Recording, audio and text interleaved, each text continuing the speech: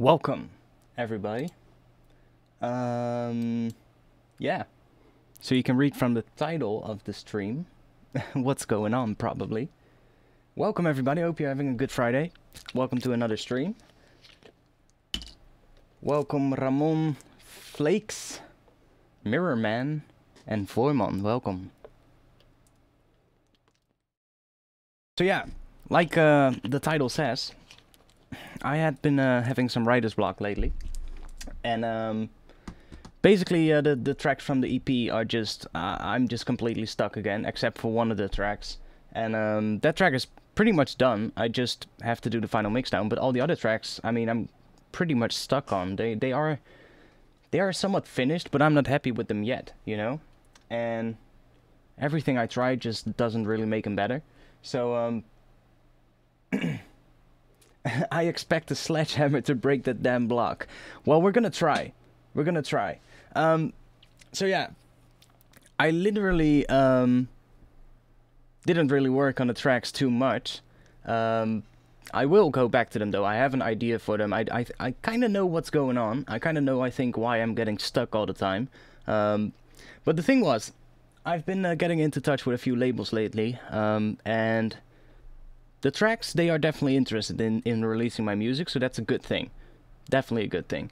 The other thing, though, is that they pretty much all asked me if I'm also a DJ. And most of you probably know that I'm not. So I kind of have to right now, right? So I kind of have to start learning how to DJ. So I don't have a DJ setup or anything like that, so I'm actually going to buy one pretty soon. But I was actually, you know, starting to get a little bit interested into it, and I thought, I see people DJing with Ableton. Let's just try and do something in Ableton. So I was looking at what I have, and I have a few MIDI controllers. What if I map some stuff to those controllers? Maybe I can make some sort of a makeshift DJ setup for the time being until I have an actual setup. And I basically just mapped some EQs to my MIDI fighter, and I mapped some volume faders to the faders on my MIDI controller, and I was like, hey, this actually works. I just have to trigger the tracks with my mouse, but at least I could get a feel of mixing tracks into each other, and kind of get a feel which track works with which track, you know? And it was actually a breath of fresh air, and it actually got me hugely inspired. Actually, because of the fact that I was listening very closely to all these tracks, I figured out something. And I think that is one of the main things that I've been having, why I'm always getting stuck. And it has to do with energy.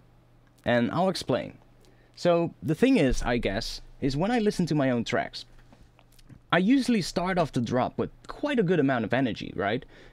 That's actually something I always try and get. But then, when the drop continues, I make the wrong choices. So I make choices that don't really keep that energy going, but instead I make choices that lead me into a direction that's not really going anywhere. So I was really listening closely to a lot of tracks, and that's something I noticed, and I was like, I think I might just have to start looking at the projects for the EP really closely, and just seeing which of these elements actually take away from the energy, and I should maybe replace with something else, or maybe even just take them out completely. And then when I have a more stripped down version of the tracks, then I'll go back to them, and I'm gonna guarantee you guys that it's probably gonna be a lot easier to finish them. I find mixing Neuro pretty hard. I'll have to tell you guys, of course, because I was doing it with Ableton, it automatically syncs to the BPM, right? So you don't have to do any pitch adjustments or anything like that. So I mean, I can't practice that right now. But other than that, I actually had a lot of fun. I actually spent almost 2 hours non-stop just mixing tracks into each other. I don't know how many tracks it was, but quite a lot. And I only made maybe 3 or 4 like real mistakes, and other than that, everything was actually pretty smooth. And there were a few transitions between tracks that I was like, those weren't really that good. But most of the transitions actually turned out pretty good, and I was actually like, you know, the timing was right. I was actually bringing the tracks in at the right moment, so that when one drop, when one kind of build section in a track ends, the drop of a new track would start. So I was actually aligning that already properly. So I was like, that's actually going pretty well.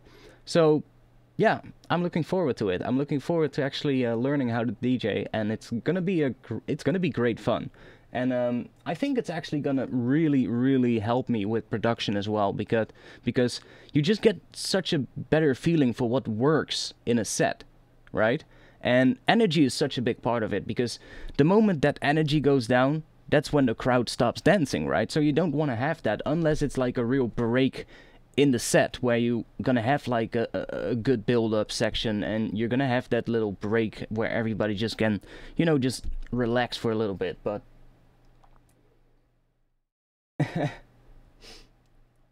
no, I'm gonna stream tonight. I'm just not gonna stream that long as usual. I have to work early tomorrow, but I will stream tonight. I'm gonna do some production, and then we might do a little bit of feedback, but it won't be too long because, like I said, I have to work early tomorrow. But yeah, like I said, I'm really looking forward to it. Upload a set. Well, if the time is there, I'll probably maybe even do a live stream. Who knows? But it's probably gonna be a lot of fun. You really need to know all the tracks inside out. Yeah, that's true. That's true. I totally agree. But luckily, and that's one good thing with drum and bass, is that a lot of neurofunk is written in the key of F. So, you know, a lot of it will actually work together key-wise. But yeah, I do agree. You have to know the tracks really well, because otherwise you're not going to be able to time things right. And luckily, I do listen to a lot of neurofunk and a lot of drum and bass, so I do knew the tracks already. So that wasn't too hard actually.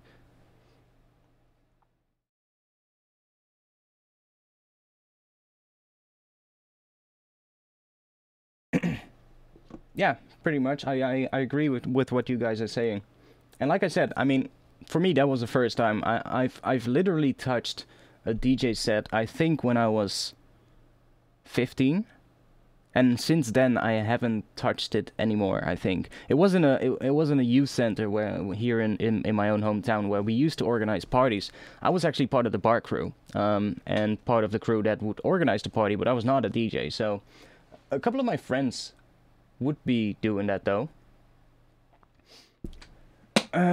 Won't copyright be an issue when you stream a set? No, not really. Depends. On Twitch, I don't think you will be able to do it. On Twitch, they are a little bit more strict, but on YouTube, it's not a problem. And I'll tell you why. Because on YouTube, as long as I don't put advertisements on it, then the YouTube algorithm, the YouTube Content ID system, will basically just hear the tracks, and they will say, hey, that track is not yours, and then that track, I just need to acknowledge that in my YouTube dashboard, and then it won't be a copyright strike, but then it's just a matter of, if there will be ads in the video, then the original creators of those tracks will get revenue and not me. But I'm fine with that, you know? That's the point with YouTube. It doesn't matter if something is not yours, unless you are trying to monetize it and try to gain the revenue yourself. That is the problem. Then there's an issue, because then you're trying to gain money off of something that's not yours. But like I was saying, back in those days, a couple of my mates were DJs, and they would actually be the DJ on these parties. And I have touched a DJ set about once or twice back then, and that was mostly just because my mates would be just, you know, you would be hanging out, like, the afternoon before the party, you would be hanging out there, and they would be just, you know, sitting in the DJ booth, and you would be hanging out, and they would be like, hey, come on, do something, show that you can DJ. And I'm like, I'm not a DJ, so... And back then, I was a really insecure kid, to be honest. I mean, towards everybody around me, I was pretty extroverted, but I could be really anxious back then, and, like, I would just, you know, shut off completely. I was just too scared to even touch the thing, or I would just try it, but I was just too shaky and too scared to even do something. So, but like I said, I was really young back then, and times have changed a lot. But, yeah, So that's what's happening, and I was just goofing around with the Falcon just before the stream, and I made a bass that sounds interesting. Well, to be honest, I didn't really make much. I was going through my samples, and I found a sample somewhere. Let's see where it is. It is right here.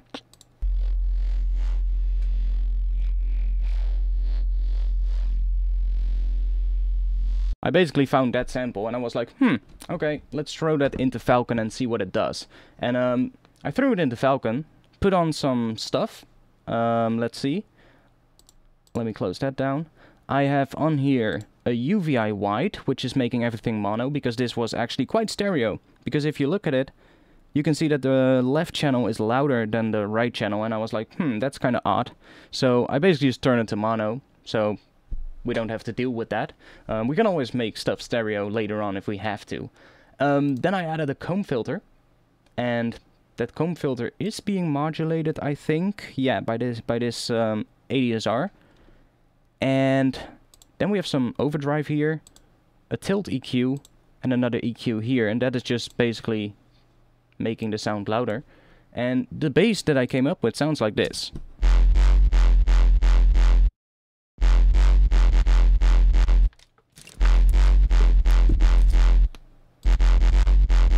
And there's some sidechain going on right now, and that sounds kind of odd without the drums, but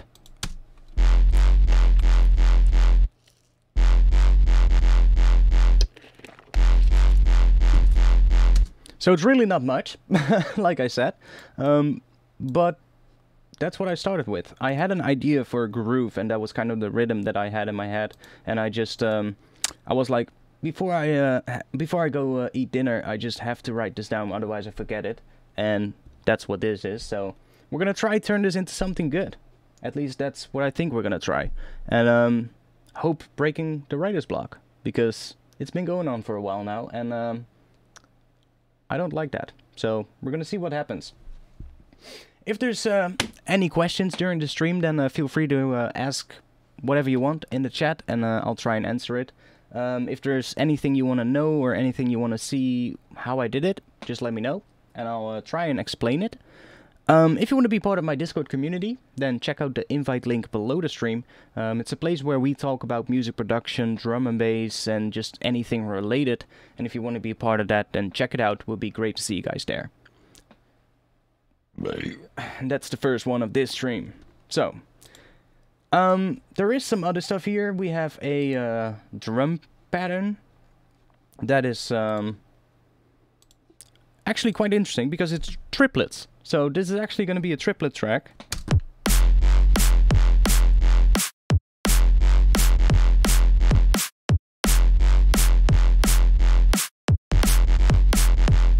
And with those drums, you can already hear the groove I'm going for.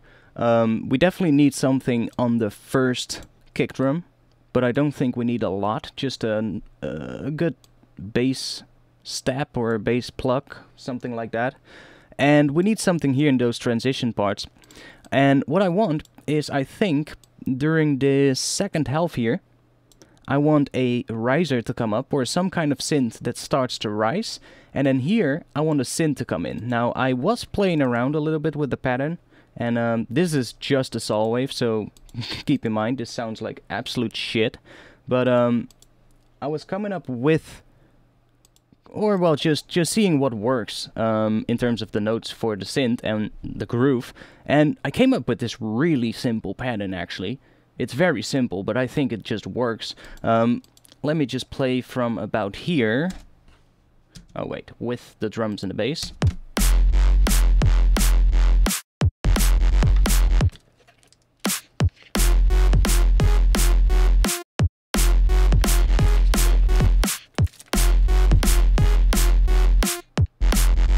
You kind of hear that it kind of works. I mean, even though this is just a saw wave, if we'll build an actual patch for this, I think that will work. And yeah, other than that, I want to continue that same thing. Probably have this a riser again here. Something here in this section. I might replace the bass here. Same for here, with something else. maybe like an actual Reese or something like that. And yeah, I think that could work. And then here in the behind here, I have another version of the bass, which is actually really chopped up, but I think sounds kind of cool as well.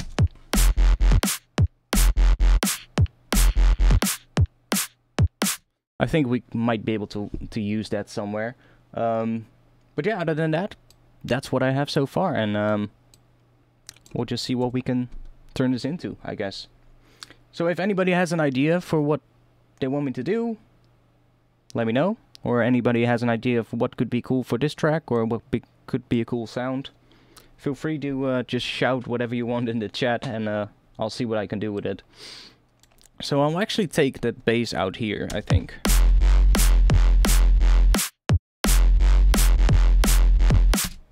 And I was thinking though, we might be able to do something like this. That could also be a cool pattern. I actually think it's nice when it stays on F.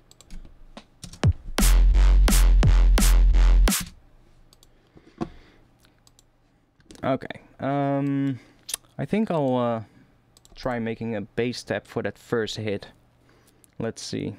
Or maybe, you know what, maybe I actually should just make a riser here in front of it first, so that we kind of have something that leads into it, because it sounds a little odd just starting like this. And you don't really have a good feeling of what the energy of the track is like, so let's see if we can make something real quick. It's just gonna be very basic sound, just so that we have something there. How long? 16? Yeah, 16 bars.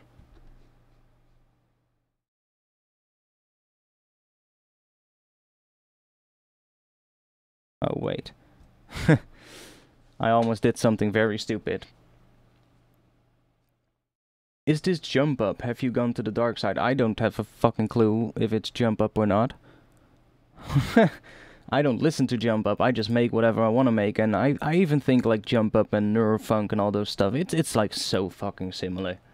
Like, jump up is literally what rhythm is to dubstep. I mean, come on. Rhythm is just dubstep, but with a more minimalistic approach, and it has usually some more rhythmic type bass sounds that are just repeated instead of just growls and those kind of things. And jump up and neurofunk, it's exactly the same. It's literally, instead of having sustained tearing Reeses or really modulating neuro bass, you kind of know what I mean.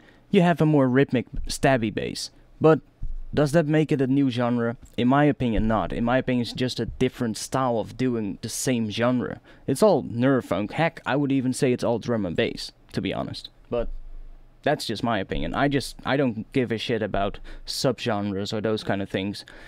Except for then, okay, neurofunk, because pretty much everybody, when you say drum and bass, they expect the commercial or the liquid style drum and bass.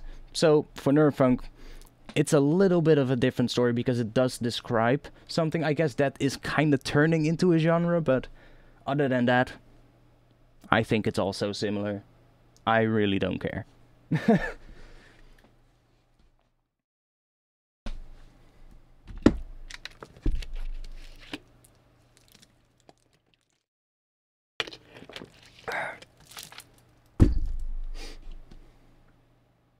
Yeah, pretty much. The bass rhythm is jumpy, that's all. I guess that's it.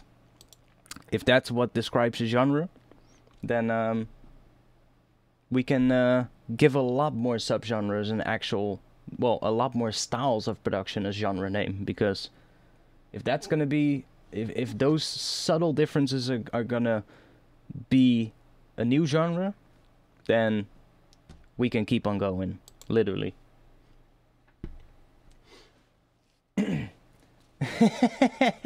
Wait, this isn't the two-step Voodoo Moombaton channel. No, it's not. I wonder what that would sound like, by the way. Voodoo Moombaton. That would be interesting. Not that I listen to Moombaton, but that would be really weird, I guess. So yeah, I'm not sure what to do here. Oh yeah, we were going to make a riser. that was right. Let me actually color these groups.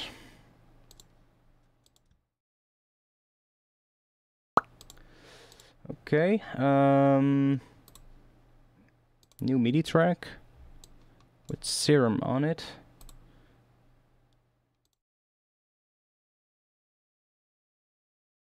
And just make a real quick riser.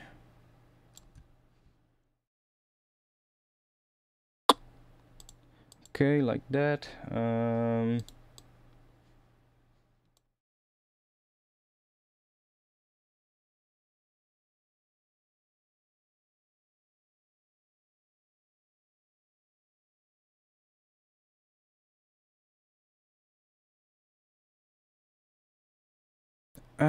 Yeah, I need some kind of a snare roll as well. And I probably should adjust the pitch range of this riser. How much should I do? 24 or 12? Yeah, probably 12. That's probably right. Ah, fuck. Ah, fuck. I bumped my elbow into my desk exactly on that spot. You guys know which spot I mean. Oh, fuck. Do you use EQ8 in oversampling mode? I think I do. Oh, no, I don't. Now I do. I don't, actually. I thought I did, but...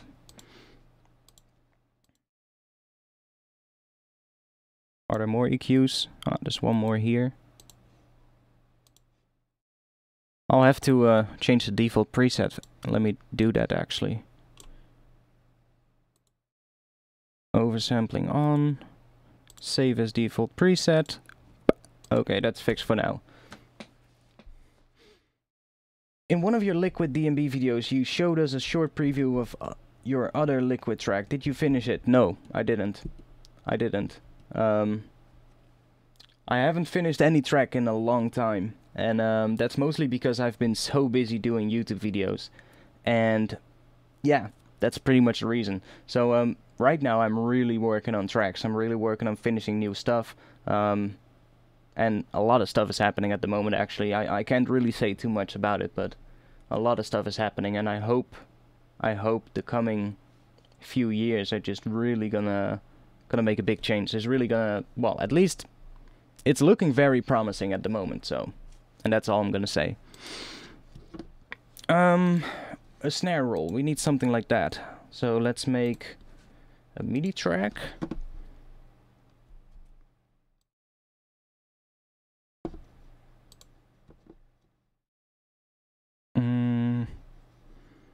Let's find a snare real quick.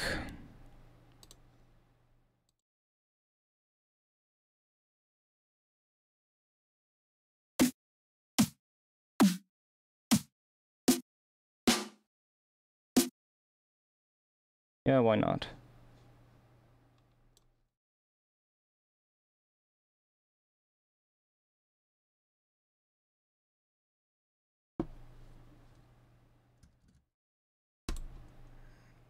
Drum rack. Okay, come on. Yeah.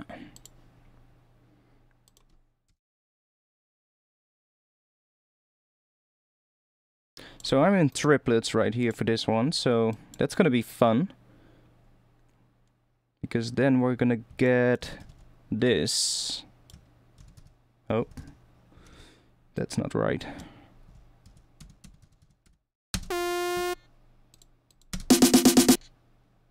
That's loud as hell. Let's bring that down a bit.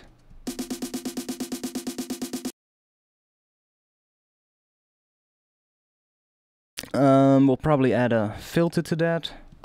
So we'll filter it in.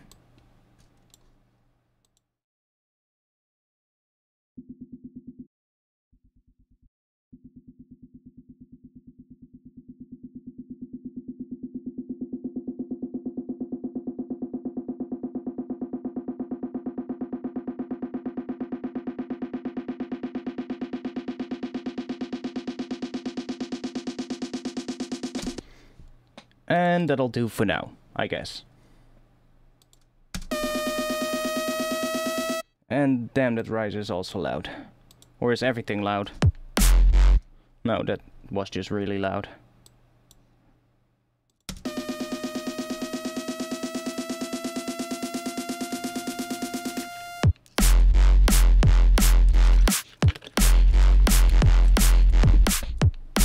Okay, now we have at least something. It's not much, but let's duplicate this one. Let's see if we can turn it into a stab.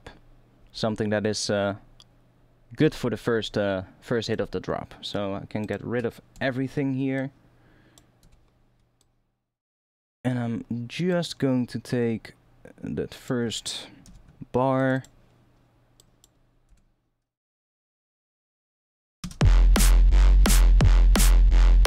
Okay. Actually, that could work as well. Just starting with another note right there. Let's see. I think it would be cool if we have a stab, something like that.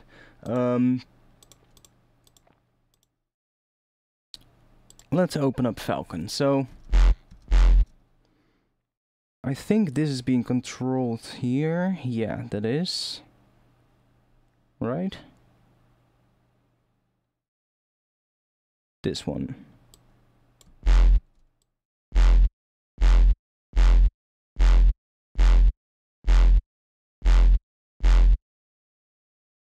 Don't really hear much, but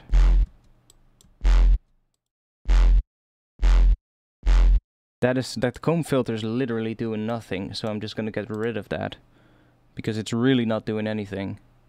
I think I was playing around with it, but I just decided to turn the resonance down and forgot to take it off. But anyway, let's see if I add an expander filter here.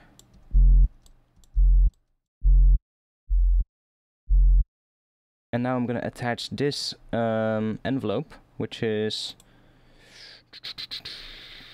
let's see. I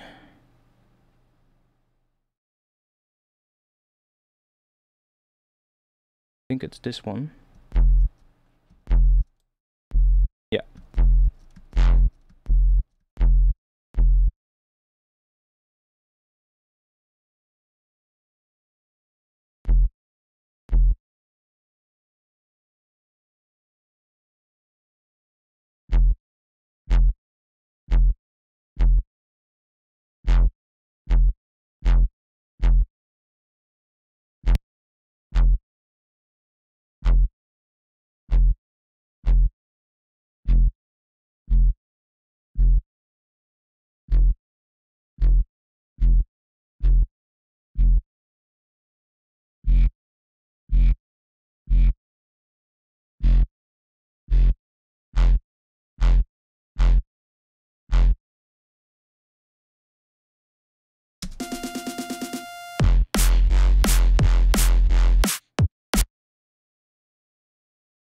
It's too similar to what we have, but let's try another filter. Let's see if we can do something else here. Maybe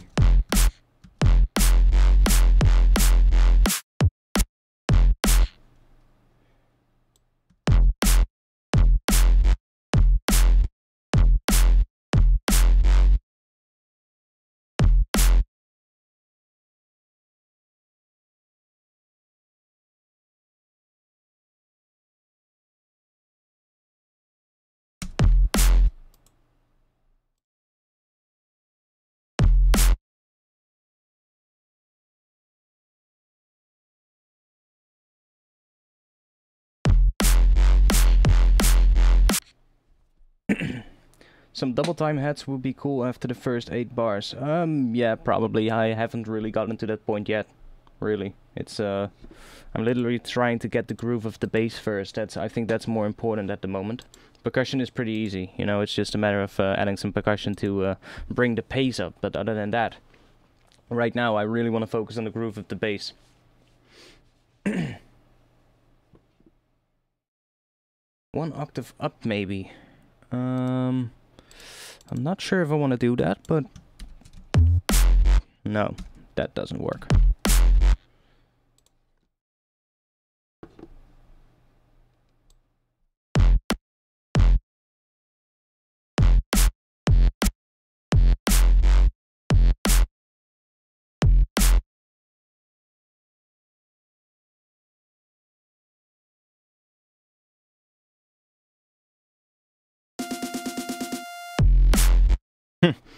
Okay, I actually wanna take this out here, I think.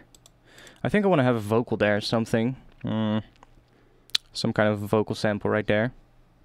Should be something really simple, actually. Let's see if I have something real quick. I might have something here.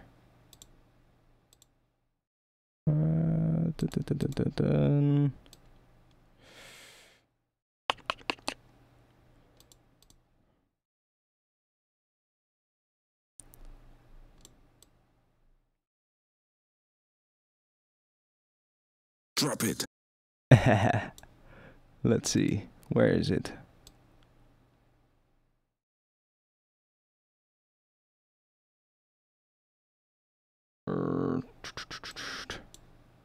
Not there. Ah, fuck it.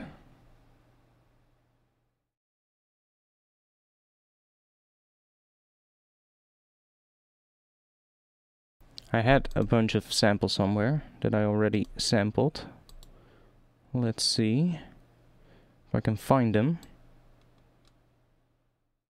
Not in here. Oh wait, I think...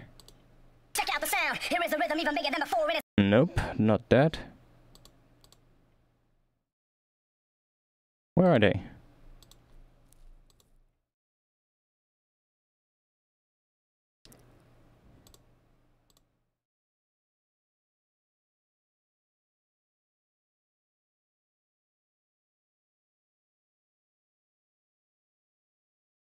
Oh wait, here. Maybe there's something in here that I can use. Maybe that one. Let's see. Audio track.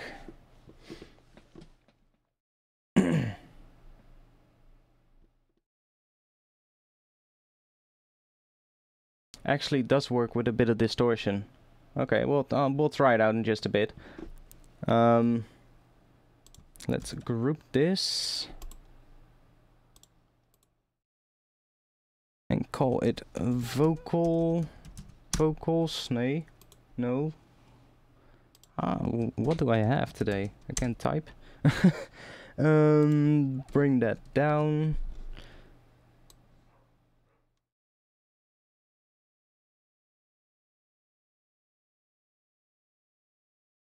And what is this? So here we have... Rapid fire, how I transmit. Rapid fire, how I transmit. Rapid fire, how I transmit. Rapid fire, how I transmit. Rapid fire, how I transmit. Rapid fire, how I transmit.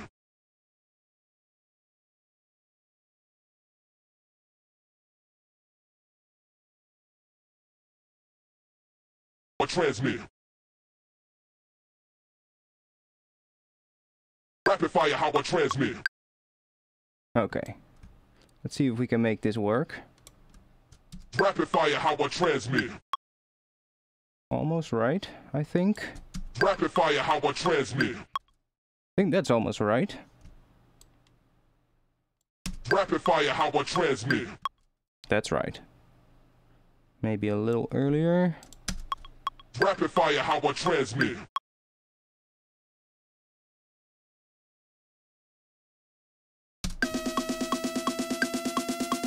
Rapid fire, how I transmit. Okay, it should be a little earlier, I think. Rapid fire, how I transmit. I think that works. Try the Discord community sample pack. Yeah, the pack that we never finished. Because we ran into space issues with, what was it, Dropbox?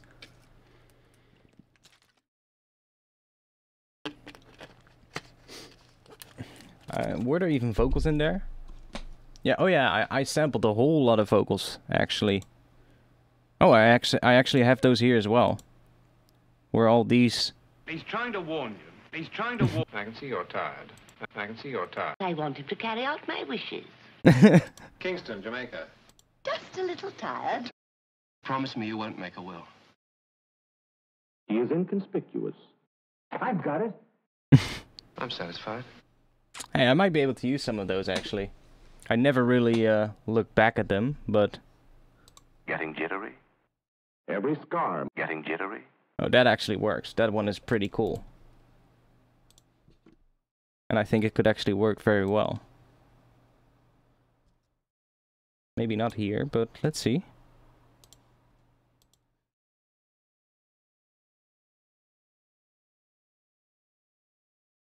Getting jittery. Getting jittery. Getting jittery. Maybe a little... Oh wait, I should warp it, otherwise you cannot stretch it. Getting jittery. Getting jittery. Getting jittery. Getting jittery. Yeah, it moved from Dropbox to Google Drive, it went dead after that. Yeah, pretty much. I'm not a big fan of Google Drive, to be honest. But that might be me. I like Dropbox quite a lot, but I don't want to have to spend even more on my Dropbox than I already do to increase the size.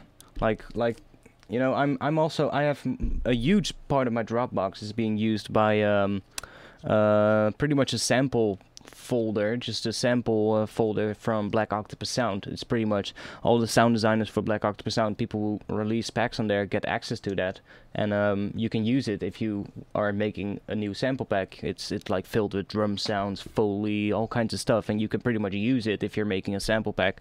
It's pretty much just, you know, field material pretty much. But that folder is like, it's gigabytes, so it takes up a lot of space of my Dropbox. But, you know, it's quite handy to have around, so.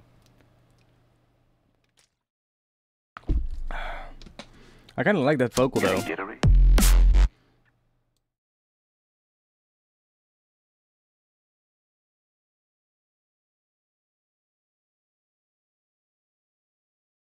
Like, maybe if we...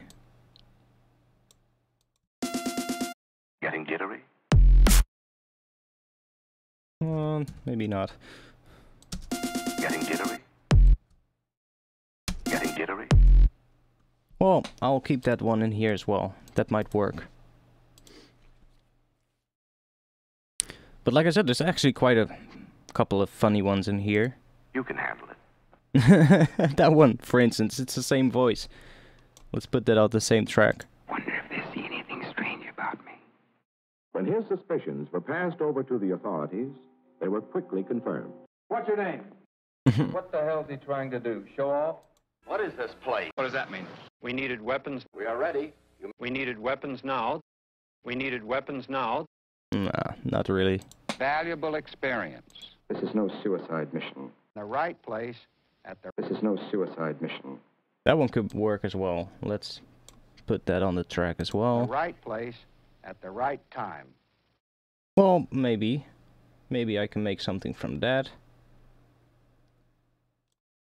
I mean, I might have to use some vocals here and there in these gaps, like in those transitions. I might want to put a vocal there as well, so I might be able to use some of these. I just chop them up, maybe pitch them all over the place, do some weird stuff with it. So it's good because I now am in this folder to just go through them a little bit and just see which ones are nice. The only place we can land on safe. The enemy has secret. That's the law. Sneaking across the border. See you later. Remember what we told you. Proceed with your murder. Okay. Operating before you know it. Now you could do it. Operating before you know it. This is no suicide mission.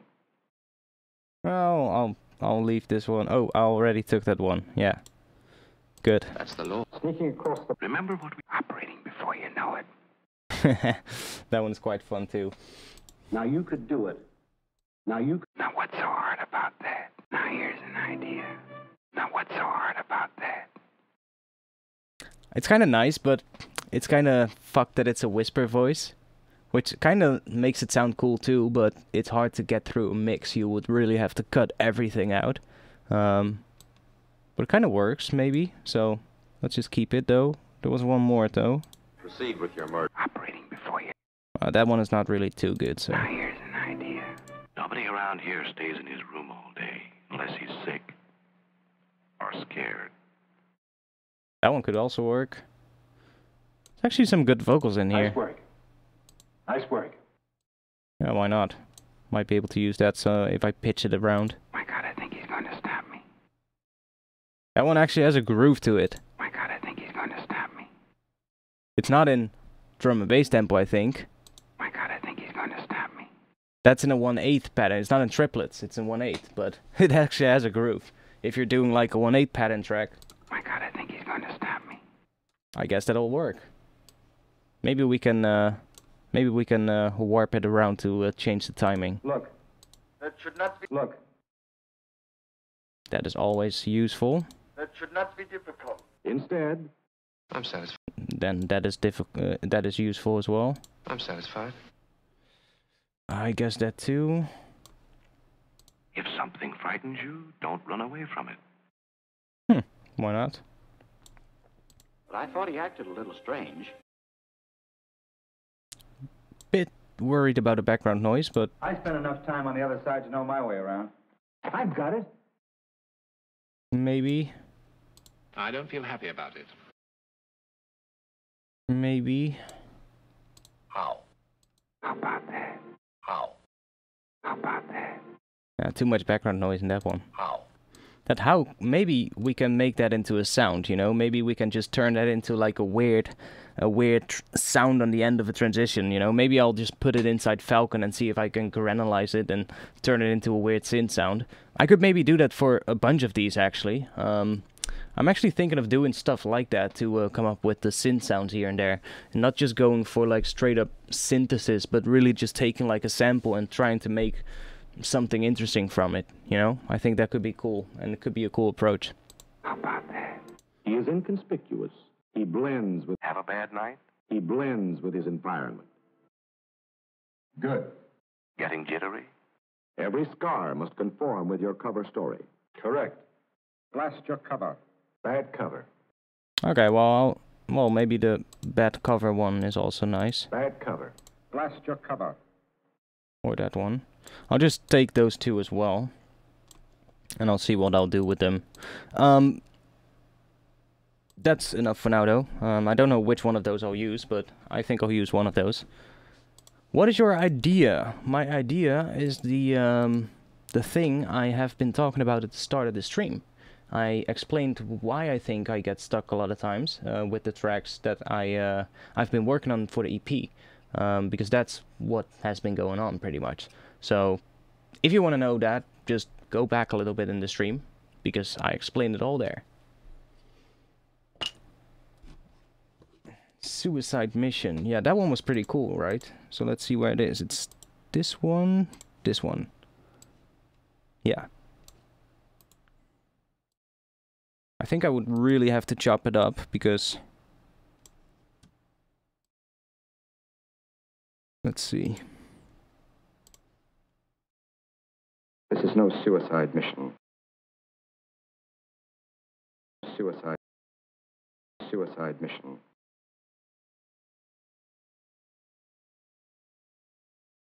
Suicide mission. Suicide mission. Suicide mission.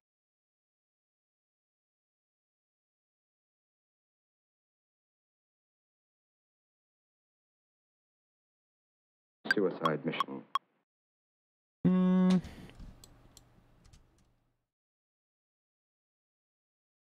Suicide mission.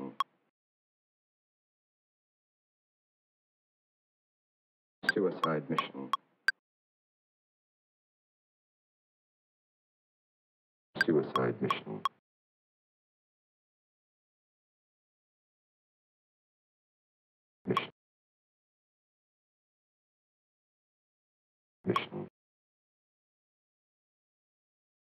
Okay, I'm really trying something out right now, see if this works.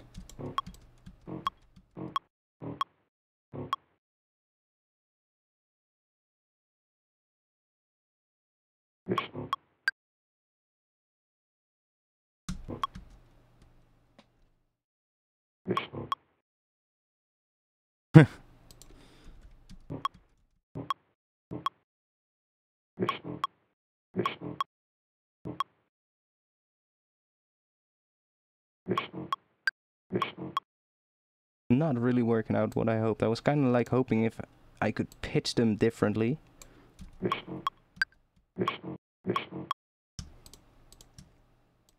Suicide mission. Suicide mission. But this one is getting too low. It's kind of... Suicide mission. Needs to be shouted more really to work. Yeah, I think it does. It's getting closer though. Suicide mission. Let's try and put some effects on it though. Let's just try and see if we can turn it into something good. Suicide mission. Suicide mission. Suicide mission. Yeah, that doesn't really work. But it still does that kind of way. That whole last part, that mission, that shun from the mission part just sounds weird. Suicide mission. He's doing something really weird. Suicide mission. Suicide mission. Like he's not even saying mission. At least, that's what it sounds like. He's trying to say it, but he isn't. Suicide mission. Suicide mission. Suicide mission. Suicide mission. Yeah, that kind of works.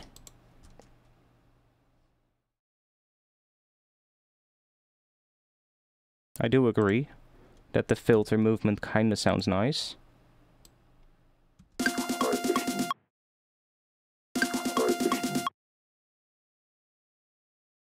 I would probably have to do it by hand and just automate it in, but I'm just not a big fan of that that vocal. Down to up, down to up.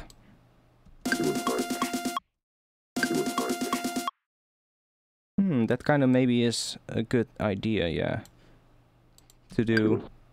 Suicide mission. Suicide mission. To kind of take that lower frequency out of it on the end. Suicide mission. Wait, I just automated something else. Oh yeah, I automated the volume. Sorry.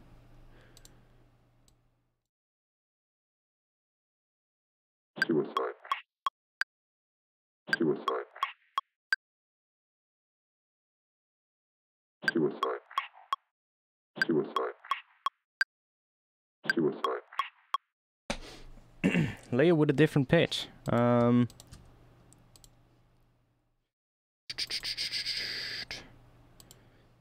Yeah, that's usually gonna make it even harder to understand what it says.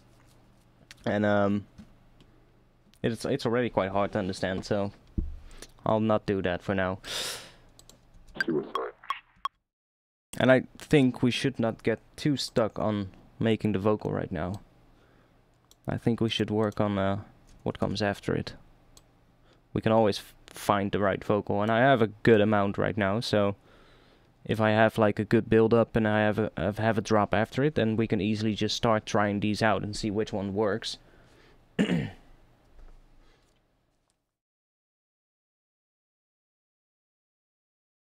Distorted with the higher frequencies. Okay, I'll try it out. Well, to be honest, we can just put an overdrive on it or something.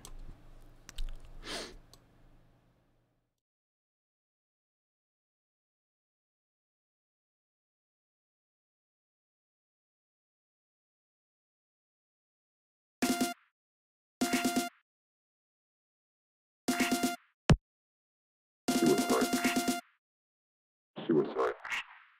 Suicide. Suicide. Suicide. Suicide. Suicide. Suicide. Suicide. Suicide. I'm just not digging that entire vocal. So, sorry. There's probably way better ones than that one, so I'll leave that for now. Yeah, so I want to make something for the first bass.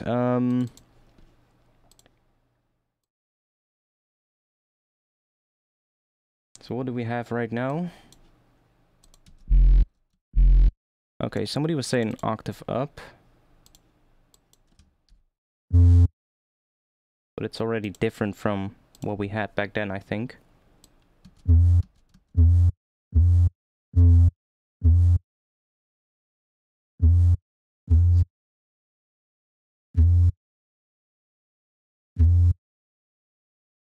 Hey. Why are you not moving? Okay. I could distort the shit out of this. With maybe isotope trash. There's already a trash in here, but I'll just put another one behind it, I guess.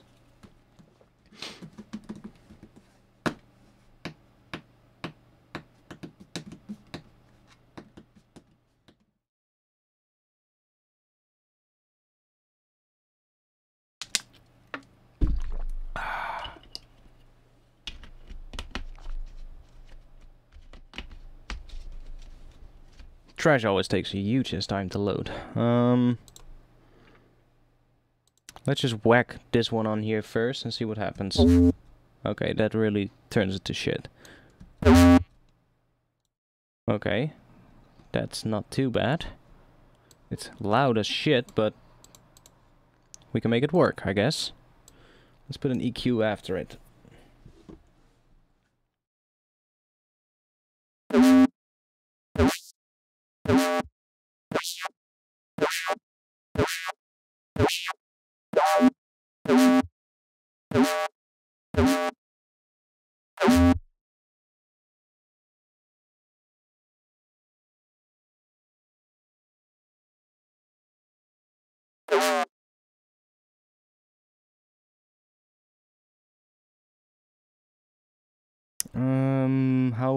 How much pitch bend should I do? Maybe, let's see, it's 2 semitones. Let's try 12. Okay. Now I really think we should automate something here. We can always add a sub later. See, I'm a playboy.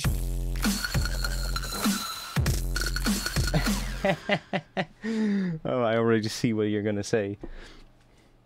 Cheers, mate.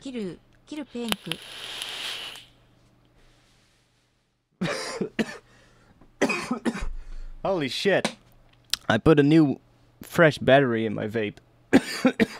And this one is actually voltage controlled, so it's actually when you put a fresh battery in it, it just suddenly is super strong again. Holy shit. Okay. Thanks a lot, Medic. Welcome to the stream. As you can see, we have a writer's block and we're trying to break it. I have an idea, and I've talked a little bit about stuff in the first part of the stream, about why I think I get stuck a lot with the tracks I'm working on for the EP. Long story short, it just comes down to I make the wrong choices at some point. Like I'm getting to a good section of the track done, and then I make a wrong choice, where because of which the energy drops, and from there I kind of like go into a direction that leads to nowhere, and then I get stuck. So I'm trying to figure out how to get rid of that, and I'll just have to go through the tracks pretty much and see which element is the one that doesn't work and that leads me to nowhere, I guess. And then just strip the projects down to a little bit more of a simple version, and then work from there. And I think that'll make a lot more sense, because a lot of these tracks that I've been working on for the EP, I'm looking at 100 channels, probably. A lot of rises, a lot of atmospheric stuff, a lot of background noise, and I think a lot of it isn't even necessarily needed. So it's really just a matter of going through them and figuring out what works and what doesn't. So, but yeah, like I said, I've been getting huge writer's blocks every now and then lately, so that really sucks, yeah. It really sucks. But it's something you gotta deal with, and you gotta see if you can break it, I guess.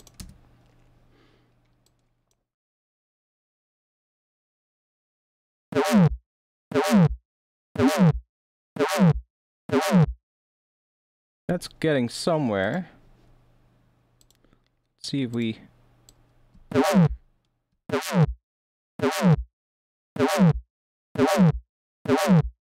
It has a lot of low mids right now, but we'll take care of that later. We can do some multi-band compression, or we can do some EQing after it. Let's see what happens if we put the EQ in front of the distortion. Holy shit. Holy shit. Reduce shit to what you like and start over. Yeah, exactly that. Exactly. It's really just, I think that's just the problem with the tracks, you know? The tracks are going in the good direction. It's just that over the time I've been working on them, they've changed shape, they've changed stuff, my ideas for the tracks have changed, and over time you kind of lose track of what you were trying to do initially. So I think I just have to strip them back down to that initial idea what I had for the track before I started adding all the other layers. And some of those layers might be good and might end up in the final track. It's just that I have to figure out what is that layer that, you know, doesn't work, pretty much. And then I can start adding the other ones back in one by one and see if that actually contributes to the track, if it makes the tracks better or not.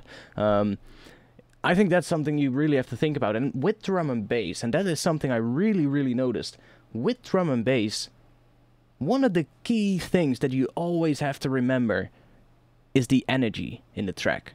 Because drum and bass, I mean, however you're gonna say it, it is a genre that people dance to. It is a genre that, you know, at least the style of drum and bass that I make, you know, of course there might be some people that just chill out and listen to Liquid, but and I can see that, you know. So in Liquid, I think you can get away with something that is more deeper and moodier and stuff like that. But with heavier drum and bass, you're looking at energy. That is one of the most important things within your mix, and everything you do has to contribute to that energy and has to kind of support it and lift it to, you know, what it can be.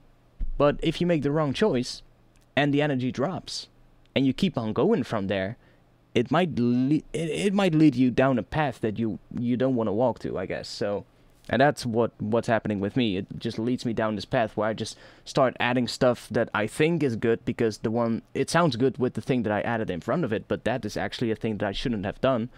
So you keep on going, and after a while you just forget what you were actually trying to do, and you get stuck. So that'll sound sick if it reaches the lower octave for the next hits. Yeah, this thing, it sounds pretty cool, actually. It's pretty cool, actually. Might want to bring it down a little lower on the... Let's see. We have the frequency here. Let's actually make this a bit bigger. It's fucking distorted as shit, but...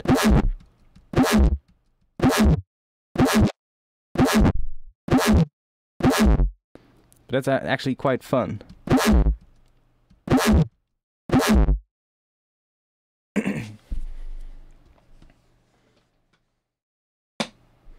No, I'm not talking about that, Medic. I'm not talking about having gaps to, you know, I get what you're saying, and I do agree, but that's not what I'm talking about. What I'm talking about is literally making the wrong choices in rhythm or in sound or in yeah, how are you gonna say it? Just stuff that you're doing that doesn't necessarily contribute to the amount of energy, but actually takes it back down. And I know that sometimes you'll have to have a break, and that's not a problem. I know when I have to put a break in there and just have a little riser. Transitions are definitely not my problem. The thing is, keeping that energy going over the time of, let's say, 32 or 64 bars, you know? That is what I'm talking about. And it's not just about having breaks, you know? Yes, you, I'll get like a first 16 bars, it sounds good, but I think even within those 16 bars, I can do it better, you know? And it's just a different way, it's just something I've been noticing when I was listening very closely to other tracks recently.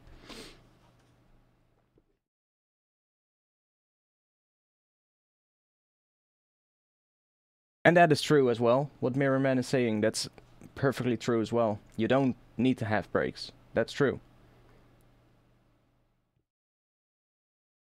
But yeah, like I said, it's just, I've been, definitely been noticing some stuff, and it's definitely gonna, it's giving me some good thoughts, and it's only gonna go in a good direction. That's something I know. It's all for a good thing, so, you know. Analyzing your tracks compared to other tracks is a really good thing, because it might give you some really good ideas. Damn. That sound is distorted, but I kinda like it. Now I wonder... Okay, now I'm gonna try something. I'm gonna put the same sound in front of the drop, but one semitone up. Because I'm doing a one semitone thing in the drop itself. So what does that sound like? That's kind of cool. It's way too loud right now, but we'll have to deal with that. But I kind of like what the distortion does. So we'll let's see if we can actually make that better. Let's see if we put an ODT on it. Let's see if that levels everything out. Normally it does, so let's see what it does here. Okay.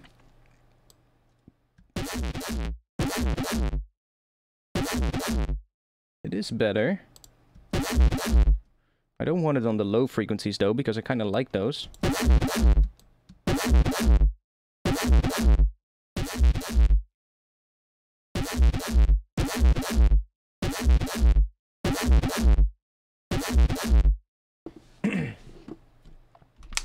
Okay, that kind of works. Kind of does the job.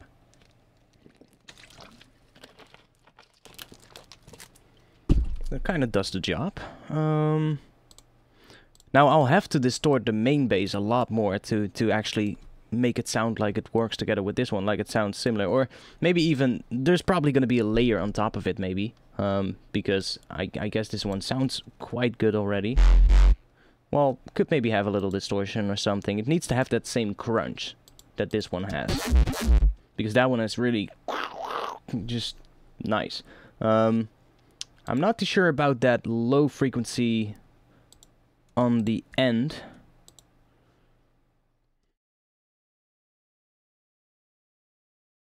That might be a problem, but maybe if I...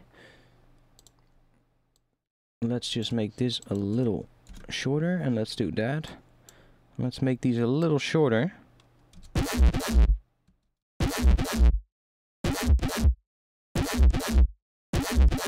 Because you can hear that the filtering is actually creating these low frequencies, even though I stopped the note right here, and the patch in Falcon has like, I don't know, it has like 0.1 millisecond of release. It has like almost no release, I think.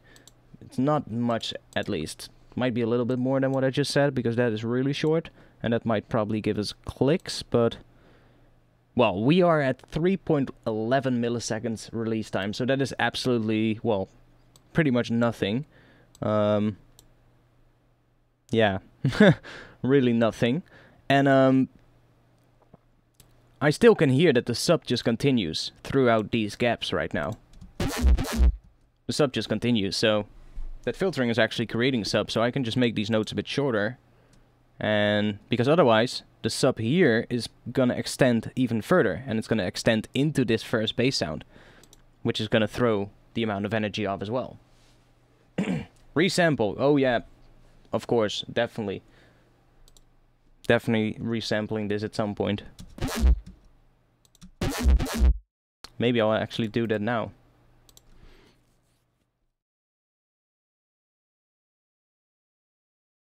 Let's see what we're working with. Yeah, see? So those tills right there, we don't need that. And I'll just do this.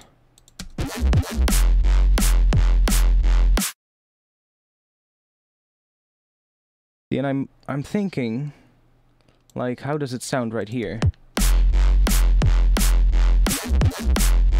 See, that kind of works. And I'm thinking, like, maybe that could work here as well. But if we're gonna do that, we should not use it that often, so we should probably do something like this then.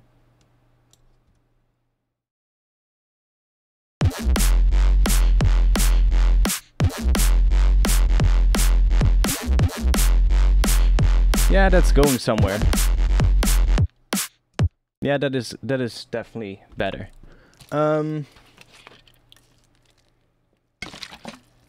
I think I'm just gonna do that again and see if I can come up with a different one. I probably shouldn't have resampled it. Let's see if I can go back. I want to resample it, but I want to keep the original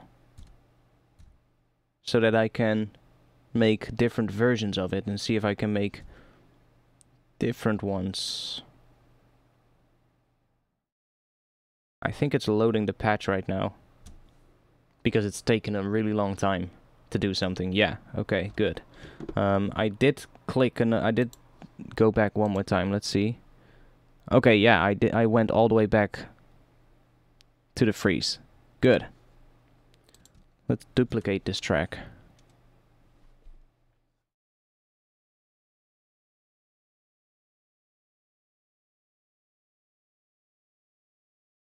Fucked up reason the end of the 16. Yeah, I was thinking like an actual clear drum and bass reese right there. That's what I was thinking. Something that goes up in pitch and something like that, you know. Excuse me if the pitch was off, but I'm not a singer. So now I can freeze this again. Oh wait, let me go back to full screen. And flatten that. How many viewers do we have actually? We have 45 viewers. Okay, good. Good. Good to see you all here. I'm not paying too much attention to the chat and everything. I have to say, even the entire day I've been feeling a little weird. I've just been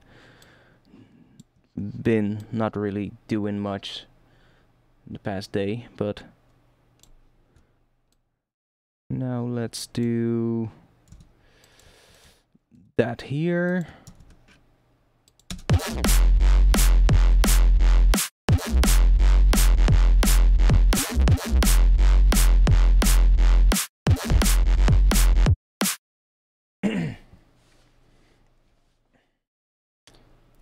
Mentasm?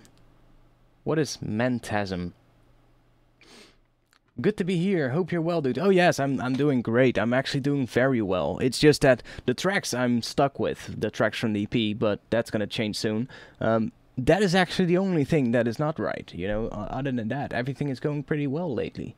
Like I said, I'm picking up some new tools, some new skills soon, so that's gonna be fun. Starting the whole DJ thing is pretty interesting, and I'm pretty curious to see where that's gonna go. So yeah, everything is actually going pretty well, and it's just that the tracks were kind of on hold because I wasn't able to find out what to do with them.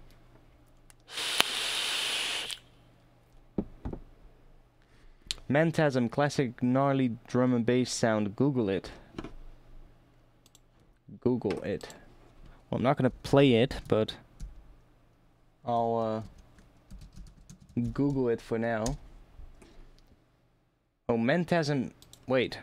Mentasm sample? That's actually a suggestion that Google is giving me. Oh, wait. It's like a really old school sample.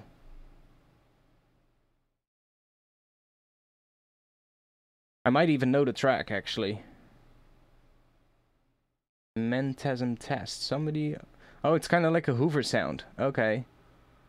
At least that's what I think, because I see a YouTube video uploaded by BHK Samples called How to Hoover / Mentasm Effect. So I guess it's like a Hoover type sound. Okay, cool. Hoovers are nice. They're nice, but if used sparingly, you know. I've listened to a whole lot of old school drum and bass when I was younger, and a lot of jungle and a lot of raga and stuff like that. And at some point, the Hoover sounds become quite annoying, to say the least.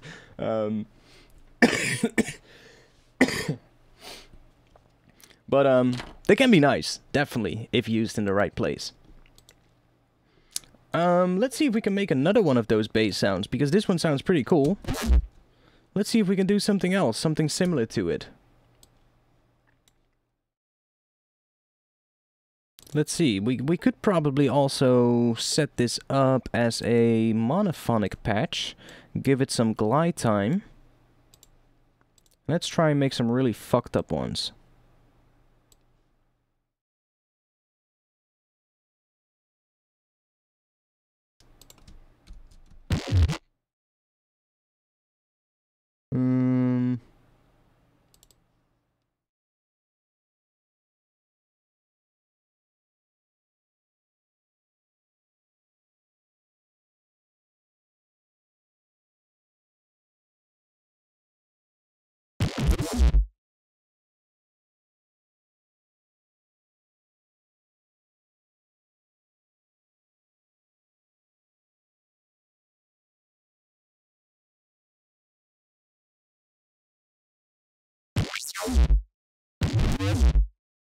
Ooh, that's nice. It's kind of fun.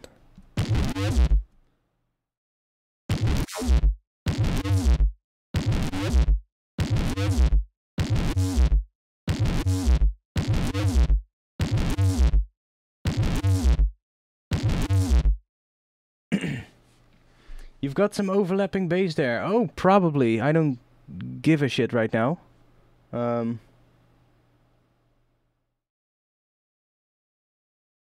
What? You've got some overlapping bass. Wait, what are you saying? The final one? Yeah, you mean here. This one. Yeah, that's not a problem for now. That is not really that much of a problem for now. We can fix that later on. Yeah, I kind of like what this one is doing now. It's doing some cool stuff.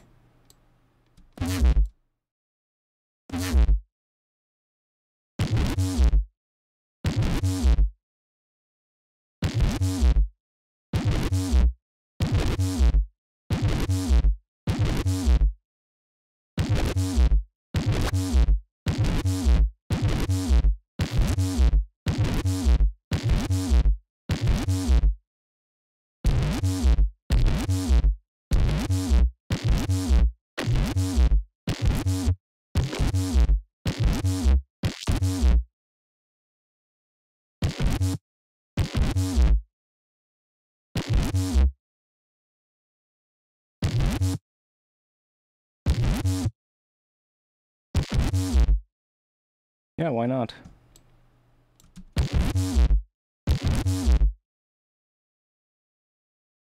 Let's make a whole bunch of these, because we can always use these and chop them up and rearrange them into something cool. Let's do one that goes up an octave higher even. Yeah, why not?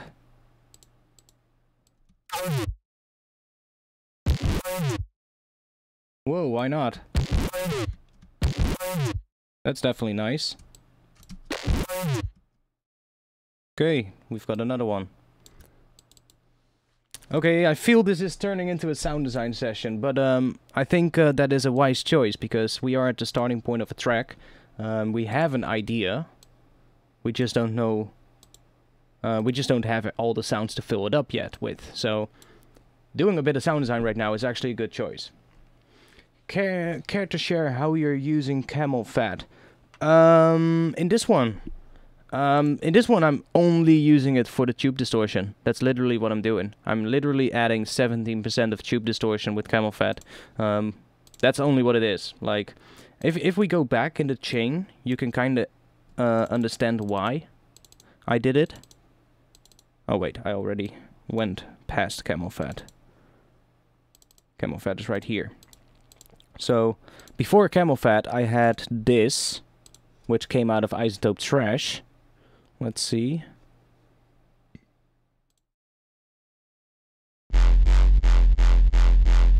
No. Oh yeah, I'll just go back here, because here I can actually show it pretty easily. I distorted this bass with camel fat. So like what? This is without any processing. This is just from straight out of Falcon. That was like the bass that I had inside Falcon. I added this FabFilter Pro M, which is just a preset actually, but it's just, I find this preset pretty helpful. It compresses the bass frequencies nicely together, and it's nice if there's like a fluctuation in the bass, and it kind of tightens up the high frequencies. Just slightly makes a difference, but it's nice if I use it in, it's pretty nice if used in front of a distortion, because the distortion is really gonna trigger if there's a lot of sub in the sound, and there was a lot of sub in this. So I've used this, I kind of tweaked it to get rid of some sub, and that meant I could add isotope trash and get away with a bit more distortion here. I thought. Oh yeah, I was distorting the mid frequencies here, so I'm not sure if this would actually do too much.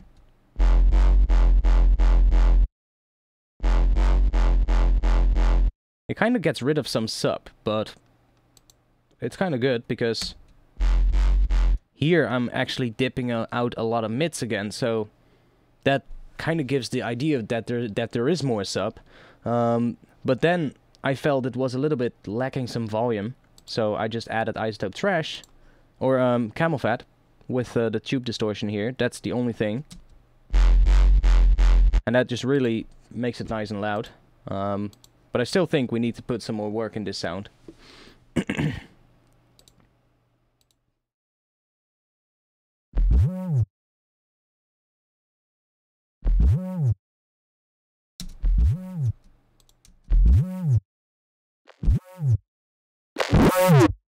Damn. It's really loud. It's really distorted.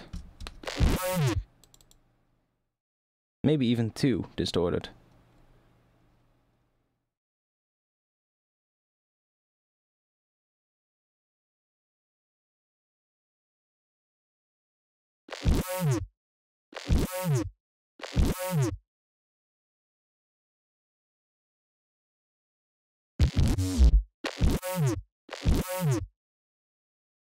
Yeah.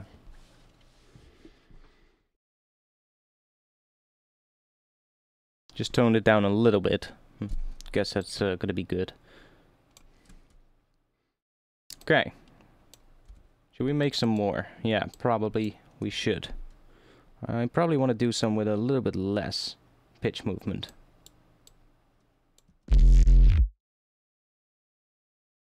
Okay.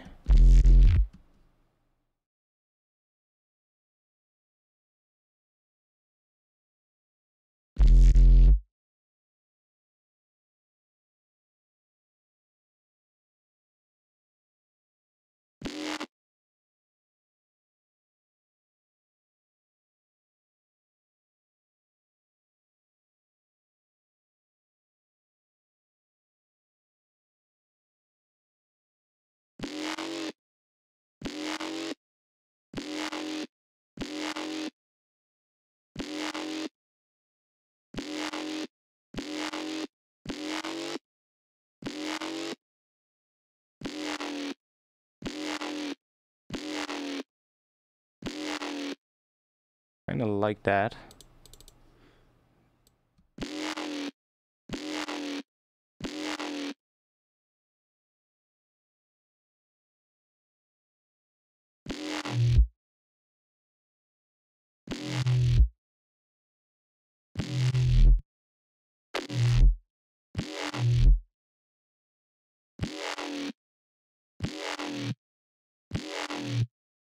I mean, I can always add a sub later, so we don't really have to bother too much with making sure that the sub is still there.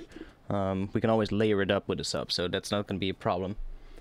That's something I forget as well a lot of times, and a lot of times I'm always just trying to get that sub to work, but sometimes you can just you know, you just need to forget that sub for a little bit and just work on the actual character of the sound, work on you know, the harmonics of it, and you can always bring some bass back, either by multiband compression or by layering it up with a sine wave. You know, there's plenty of ways how to bring some bass back. So, yeah, I'll try and not pay too much attention to the sub.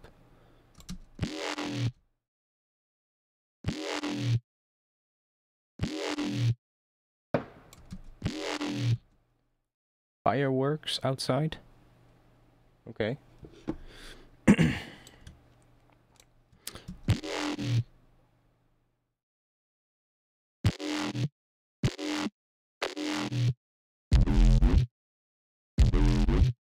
Why not?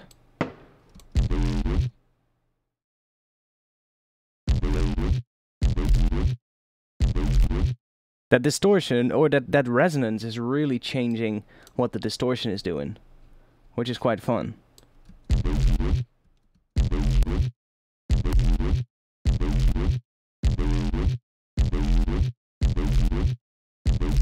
If I go down really low on that resonance, you really hear that. You kind of get that weird sound. Bass is so lit that fireworks are required. Well, let's hope that. Well, actually, I think some of these hits are actually pretty cool, and I think they could actually work very well. I might even chop them up, and I might even find one that works for the main bass. You know what?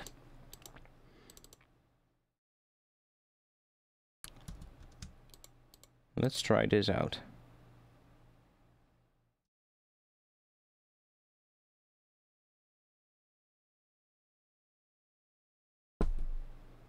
Let's try putting that on the main bass. Let's see what happens. You never know. Might just sound good. Because the bass needs some work. The main bass. Okay, it definitely lost a lot of sub by doing this.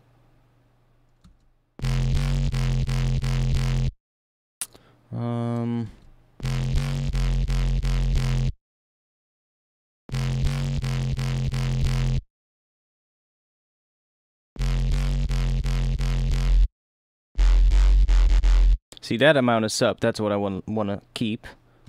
But that's nice. Now let's see. Maybe I can actually do it if I do it in multiband.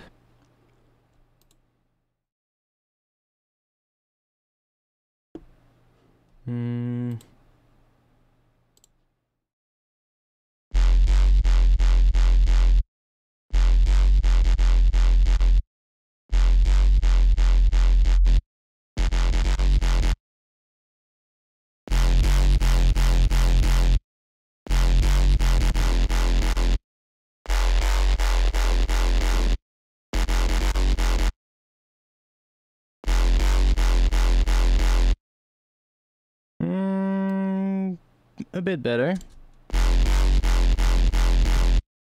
It's becoming quite distorted, but that's not a problem.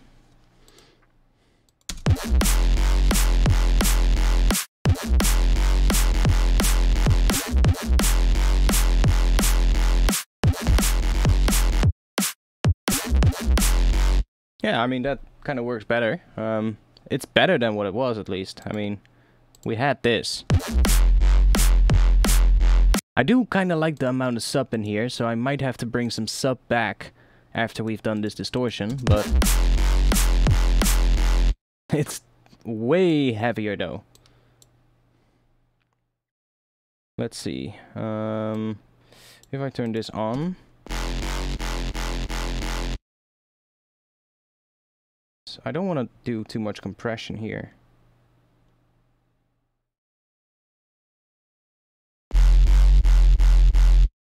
Okay. Yeah, that's bringing the sub back.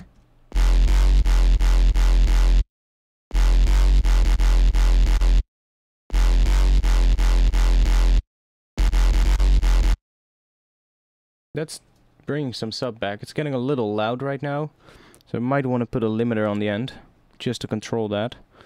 I think I'll actually put a limiter Oh, I actually have a glue compressor here that's taking care of that. Yeah. I'll put a limiter on the bass group, just so that I know that my bass is not going over 0 dB. Let's see, I have a mixing bass limiter. Those are actually pretty cool, pretty handy, sound pretty good. See, even though I am compressing here, and it should take care of all the peaks, we're still getting some volume going over 0 dB. So maybe if I turn soft clipping on, we don't get that. Okay, so I can just use the soft clipping instead. Okay, we'll just use the soft clipping. Now it doesn't go over 0 dB. And now we definitely have a lot more sub. So that's good. Now I kinda wanna redo this sound, but with a bit more sub. Because I kinda toned it down here right now, and it kinda works. So let's see if I take this one and throw that on here instead of this OTT.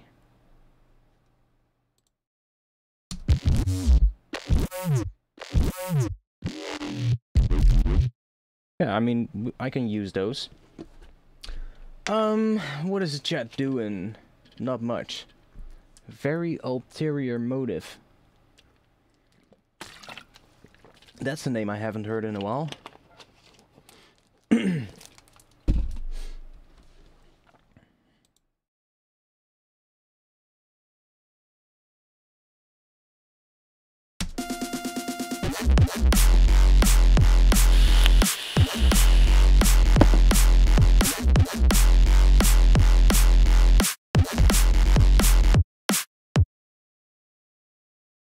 Okay, so if I take this out, yeah, that works.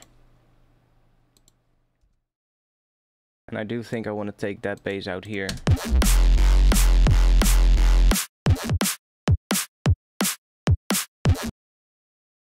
Let's make a Reese. Something to fill that gap up with.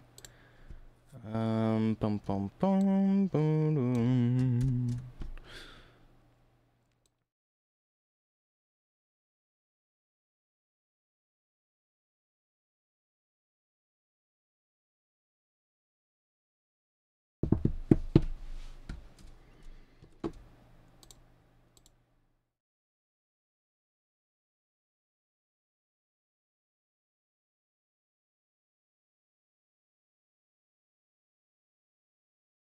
Okay, let's throw that in here.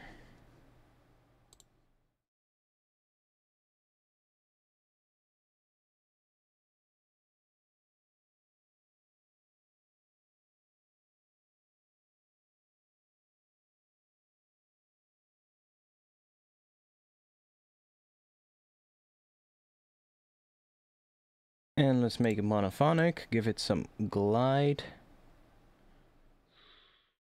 Not too much, I think.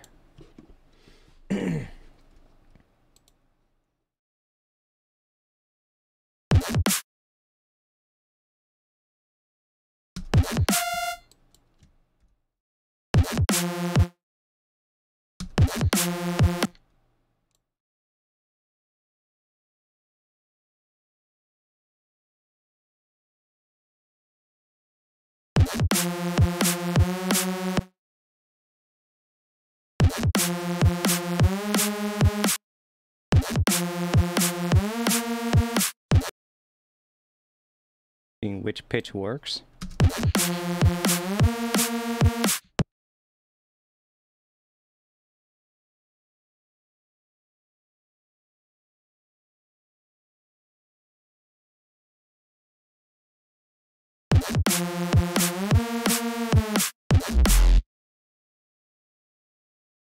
Let's make that pitch go down a little bit more.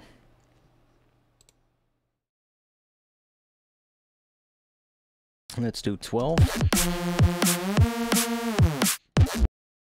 Kinda nice. Yeah, now let's distort the shit out of it.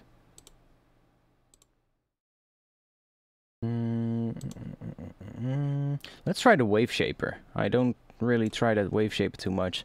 Oh yeah, I could try it on here. So now it's applied per voice, which is just going to make things louder. It's really just shaping the waveforms now. But because it's applying it per voice, we have two voices playing. So if I do the same thing on here, it's probably going to sound different. Well, not too much, actually. Okay, now it's getting really loud. Let's bring that channel down a bit. Okay. And now let's listen to what that does on here. The same setting. Come on. Yeah. Hear that difference? That's the difference that you get. It's literally because it's applying it per voice, and it's just shaping the actual waveforms before the two voices are combined together. And when we do it here on the layer, it's actually taking the two voices together, which are detuned from each other, so there's phase cancellation going on, and that creates movement, and then it's applying the distortion on top of that. So you get a completely different result. And you can actually use that to your advantage, because let's say you have a Reese that sounds kind of nice, but you kind of want to wish you could make that initial waveform a little bit stronger. You can do that. You can take something like, let's say, any one of these, basically, and just add a bit of that. And it'll change the way it sounds. So let's take this one, just give it a little bit.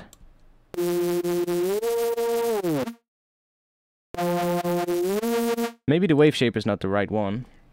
Maybe one of these could be better. Let's say the drive. So just add the drive on here.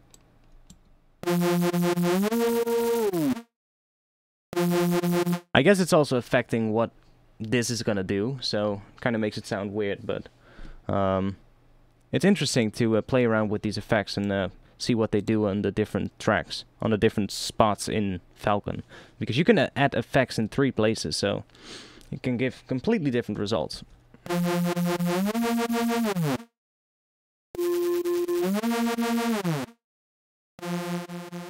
But you can kind of hear how it really brings out the movement. If right now this is without, there's no movement at all. Well, there's a bit, but not that much. And if we bring this up, it really brings out that Reese movement. But if we go up too much, the movement disappears again. So there really is a sweet spot here. Now, I also want to bring down that release.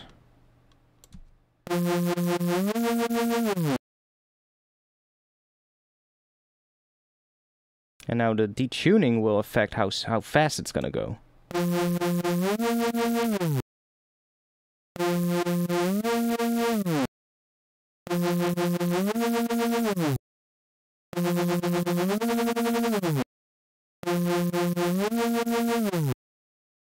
Let's drop it an octave and see what happens. Because it's quite high pitched still. I kind of like that higher pitched thing though. Maybe we just layer it with a sub.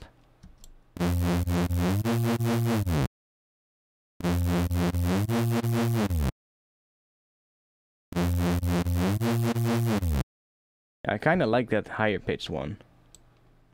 And it's easy because we can just put a sub underneath it, or like another Reese.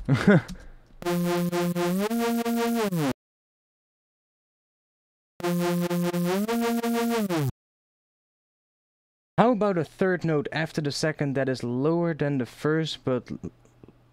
What? How about a third note after the second that is lower than the first, but lasts twice as long? No.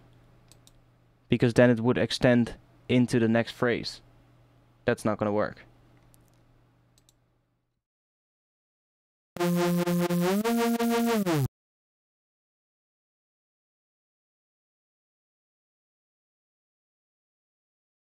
Okay, I could actually do this inside Falcon. Take another layer.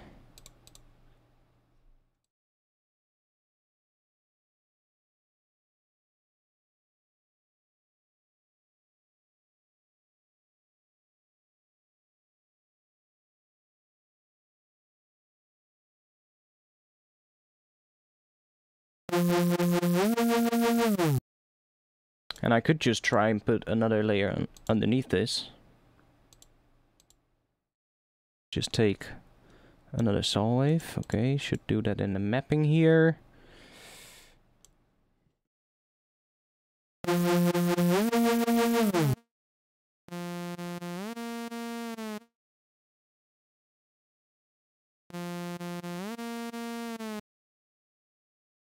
And by the way, let me take these dynamics down on the envelopes because we don't need that for this particular sound. Okay, let's turn this into a Reese as well. Come on, 2 voices. A little bit of stereo, just a tiny bit. And now I'm gonna have to bring this one down. So I have to click this, and then I can bring this down. So let's say -12.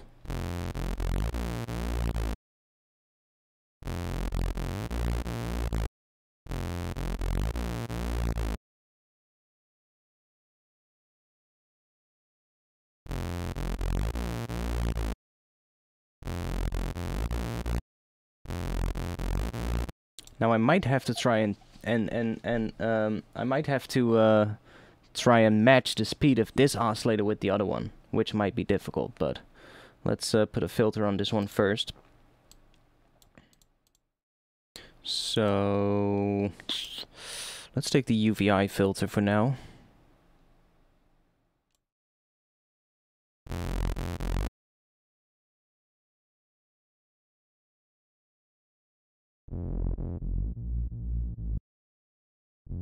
No, let's take another filter.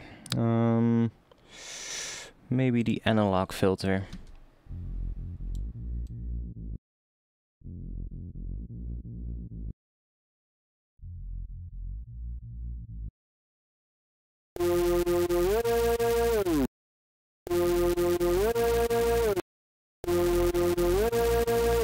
Actually, I don't really have to do much filtering at all.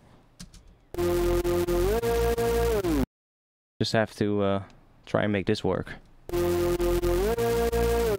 That kind of works. I'll have to make these 2 layers work better together though, but let's see.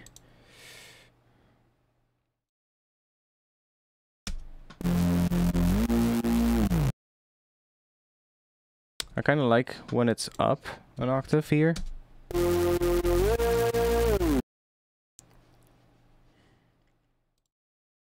But it's quite loud. Let's see. Can I... Oh yeah, I can change the gain here.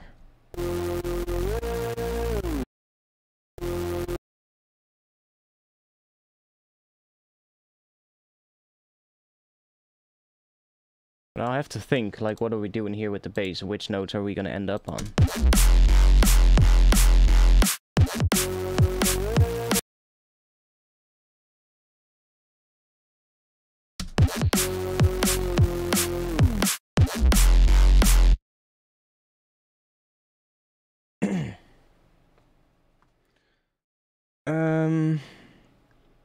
Is this the RefX plugin? No, it's not. What you were seeing, that's UVI Falcon, which is a hybrid style synthesizer.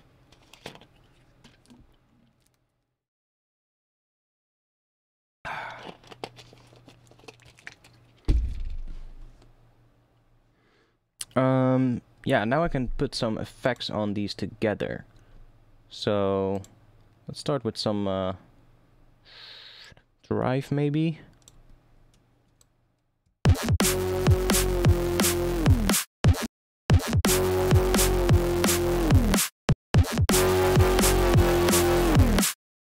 I really like pushing these distortions in Falcon. You can really do some cool stuff.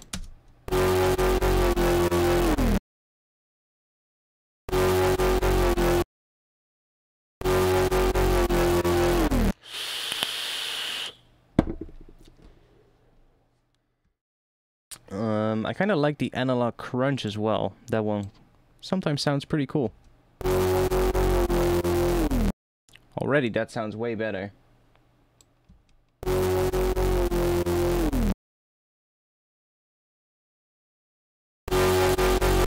But you can make it really loud. I kinda like the harmonics that are introduced because of this one. But I like how big it sounds with this one. Well, it kinda sounds bigger with that one, don't you think? Anyway, it starts to sound like a heavy Reese.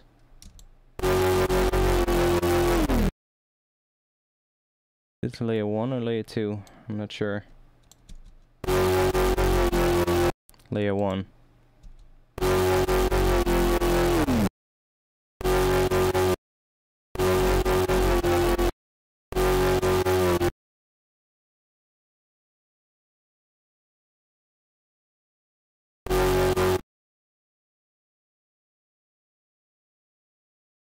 Oh yeah, we are in triplets, so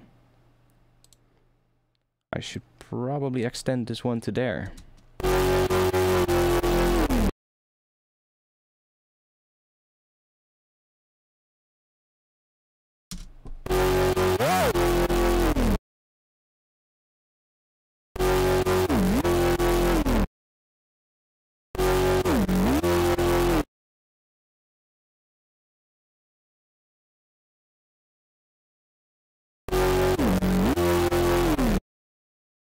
It's kind of interesting. And this stream is actually really gonna turn into into a sound design stream, but I'm fine with that. I'm fine with that.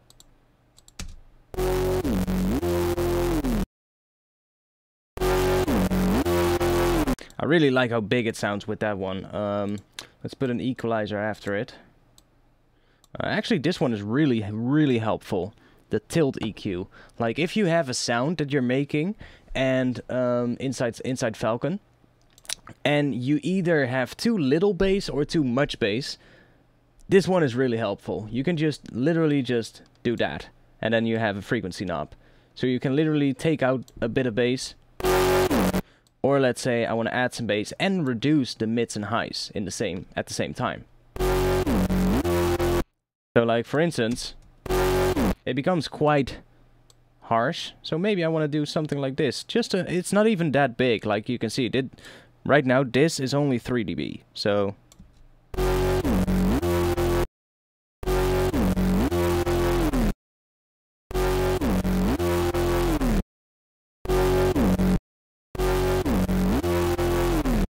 So you can really just quickly just change the difference between the sub and the higher frequencies, which is really helpful. I really like that.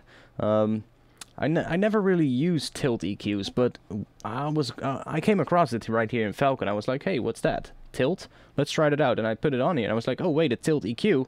And I was like, hey, that's actually pretty helpful.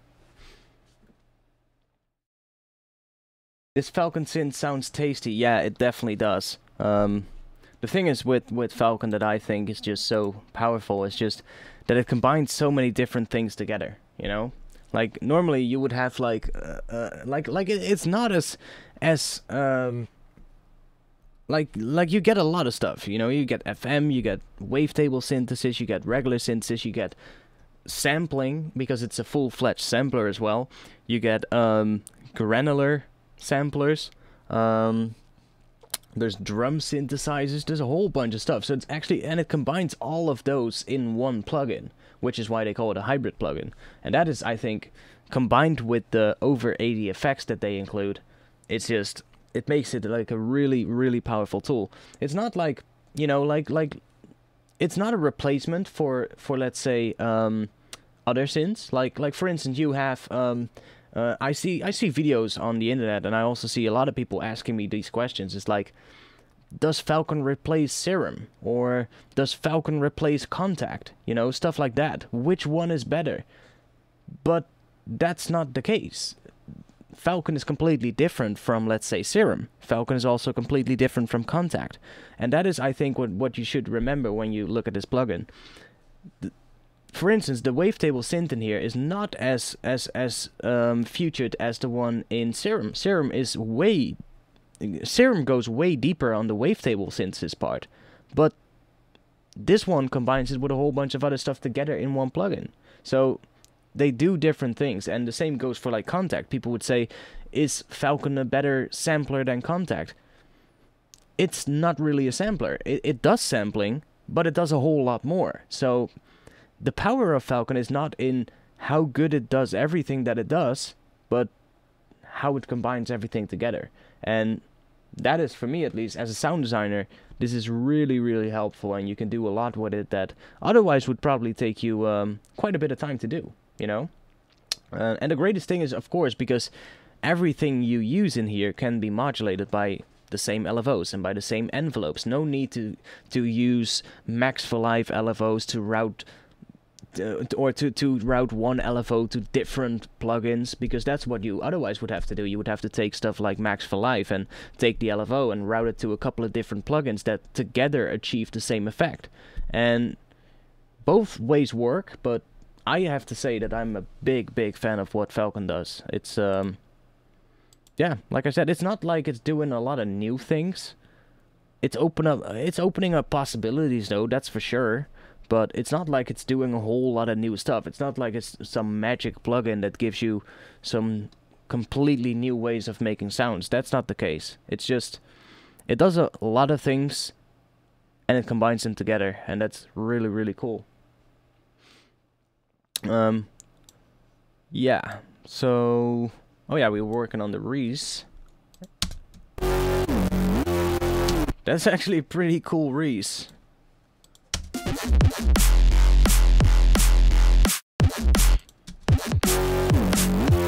It's still really loud though, so I'll have to balance this a bit better.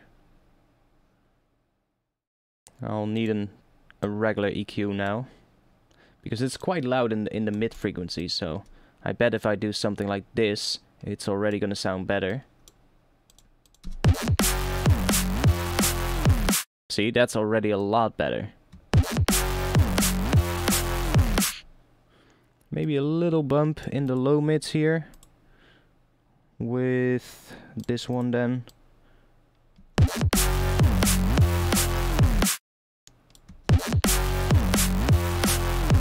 Yeah, that's better.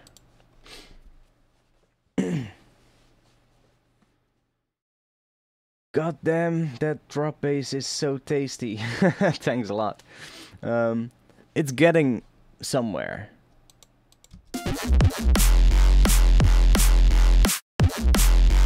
I even think like this main bass has too much sub compared to the other ones, and I think we should probably distort this one a bit more as well. So I was doing some distortion in Falcon, so I could maybe do some here. Let's try adding let's start with the tilt EQ right here, and I'm going to do it in the opposite direction now.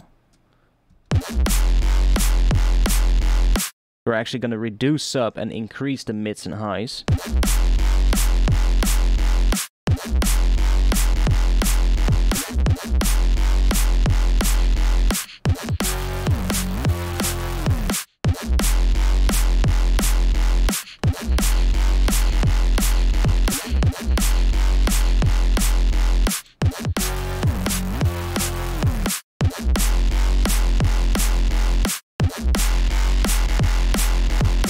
You can hear it's very subtle, like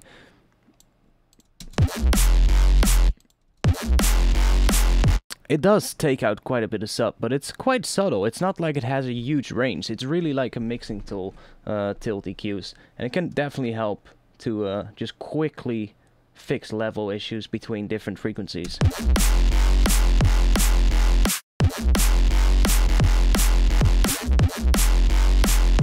Because now we've done that, and now we can probably just add a drive or something after it to just drive that a little bit.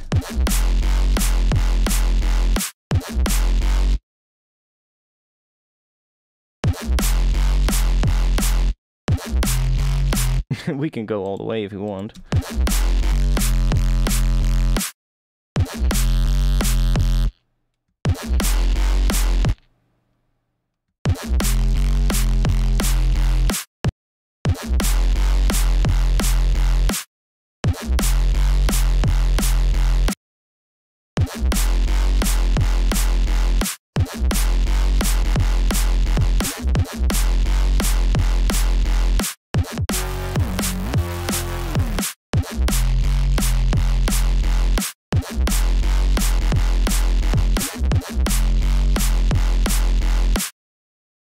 try one of the other ones.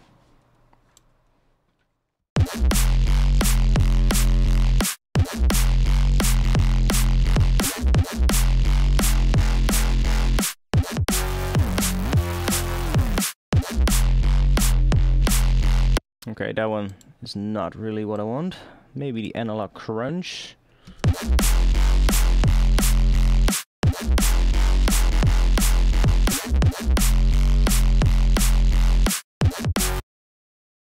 Or I'll just do something else, I don't know.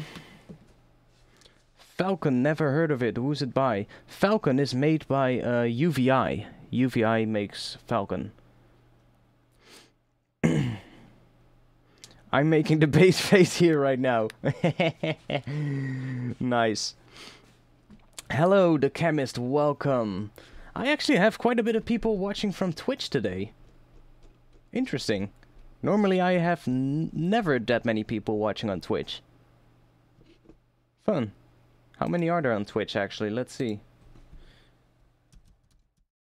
I don't even know if I'm logged in on Twitch. Oh yes, I am. Hey, no, don't play any sound.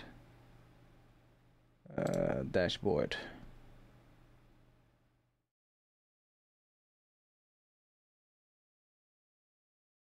Six people, okay. Well, normally I have only 1 or 2 on Twitch, so... Interesting. Use camel tube. Oh, you mean camel fat, yeah. That could be a good option, actually. And by the way, my headphone is starting to hurt my ears, which is really annoying. I should still get new headphones at some point. But yeah, I can probably just crank it up a bit with fab filter or a fab filter with camel fat.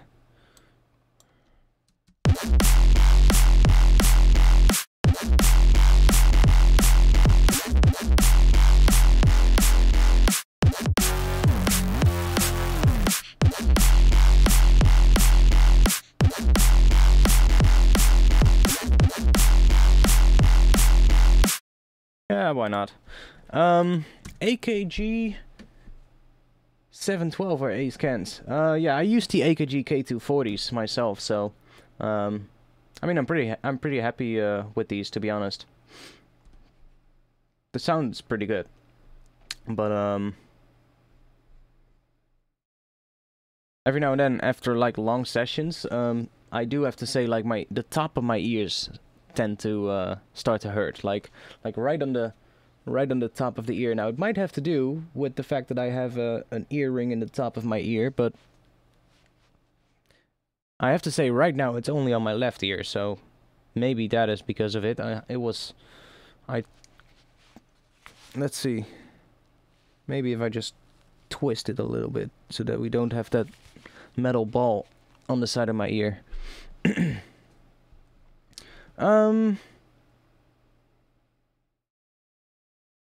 Oh yeah, what is it? Who was it? The Chemist. If you want to have one of your tracks reviewed, below the stream, somebody already said it to you.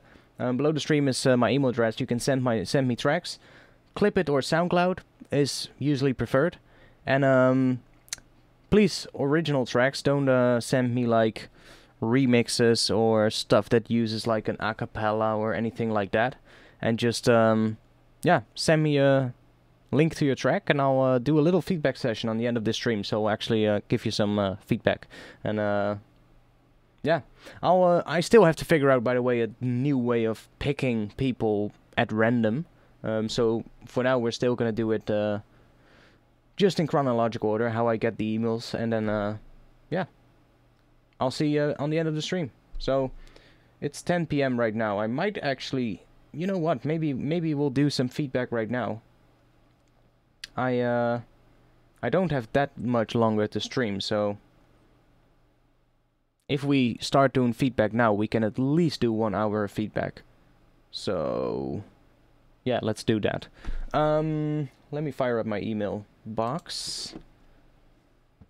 The email is in the description below the video if you're on YouTube, and if you're on Twitch, you should be able to scroll down and it should give you the email address there as well.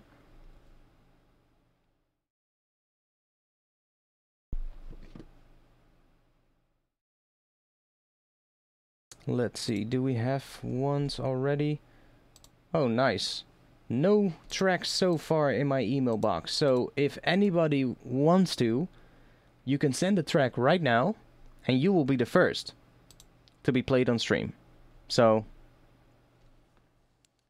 hurry up, boys. I've been getting into aggressive sound design, so that hella distorted breeze was my jam. Okay, nice. I mean, I'm actually, you know, that's something I figured out as well. I was listening to a lot of drum and bass tracks and a lot of stuff, and I was also playing a little bit with sound design myself in the last week, and that is another thing that I noticed that I should do more. Like, I usually pay too much attention to keeping things clean and to not go overboard with certain things like distortion, and a lot of times I try and keep the bass within the sound and try and make that work somehow. But sometimes you just have to forget that, and you just have to forget keeping things clean, and you just have to, you know, crank stuff to really destroy it, and then try and, you know, and then try and fix whatever comes out of it. And I feel in the last week I've started doing some sound design using that approach in mind. And it got me some really heavy sounds that I normally would have never made. And I actually really like them. So, you know, sometimes you just have to think about that. Just forget about the sub and just, you know, distort the fuck out of something and see what happens. And you can always try and fix that later on by adding a new sub underneath it, right? So, you know, it's all about making stuff. And the same goes for like these ones, you know. These ones we made. Those two are actually the same. Why are those the same? Well, doesn't really matter, but...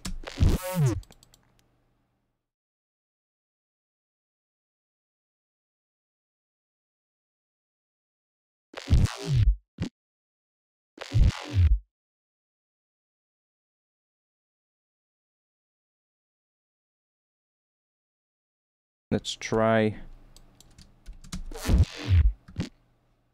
that, and then let's try and, yeah, why not do something like this maybe.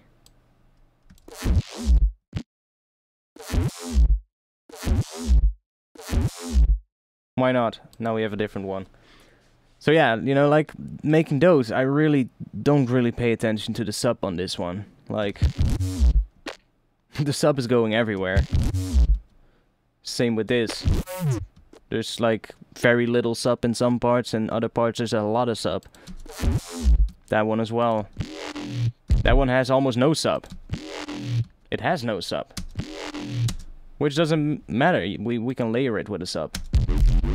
And that one has a lot of sub actually. Way too much probably. So it's really, it doesn't really matter, you know, it's just about, because usually because of that sub, the distortion will respond to it, you know, if you send something with a lot of sub into a distortion, and especially if you start filtering in front of that, so when you filter, and you filter through the sub frequencies, it's gonna create these weird movements in the phase of the sound, and if you then distort afterwards, it's gonna give you some really weird results, and that usually gives you some pretty cool results, and that's pretty much what happened here.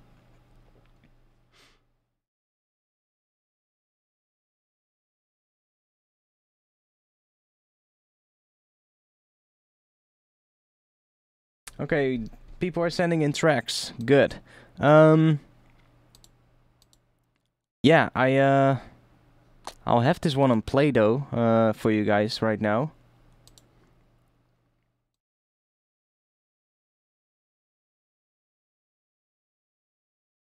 I'll make it a little longer for you guys.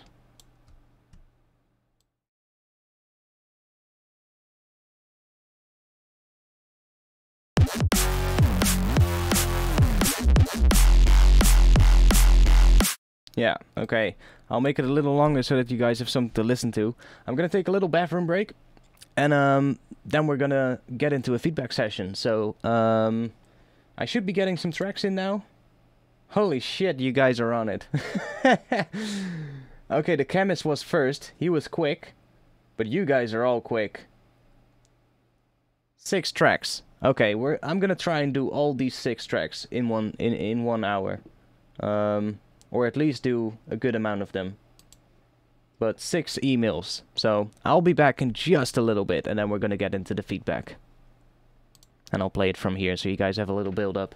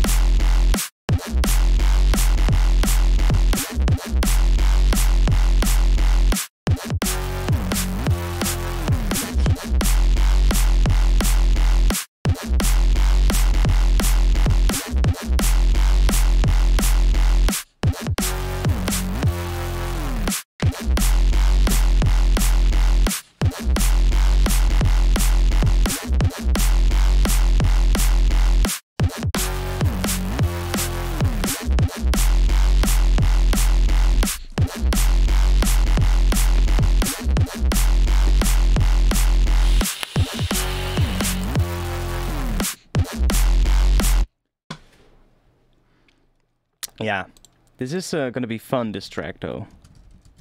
It's definitely gonna be fun. Now imagine this continuing.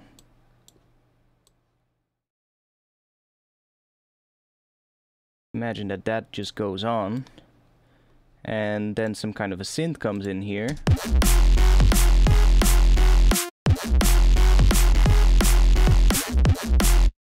I'll have to make the actual synth, but could be fun. I could do a pattern like that, or do something like this.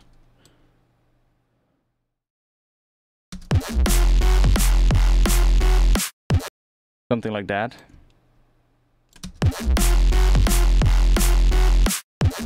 I'll figure that out, what I'll do with that, but that could be fun. So, now, let's get into the feedback session, shall we? I hope you like NeuroHop stuff. I definitely like NeuroHop stuff. Actually, I've had a lot of fun with the little mixing that I was doing earlier, that I was doing yesterday. I actually managed to really cleanly mix some Neurofunk tracks into some more Health Time tracks, and it was great fun. So, yeah, had a lot of fun doing that. Let me save this project, because we've done quite a bit of work on the bass. And it actually sounds pretty good right now. It's not finished by far, but it's getting somewhere. And let's open up the first track. So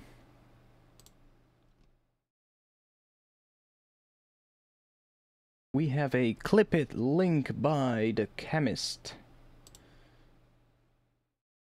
Let's open that up.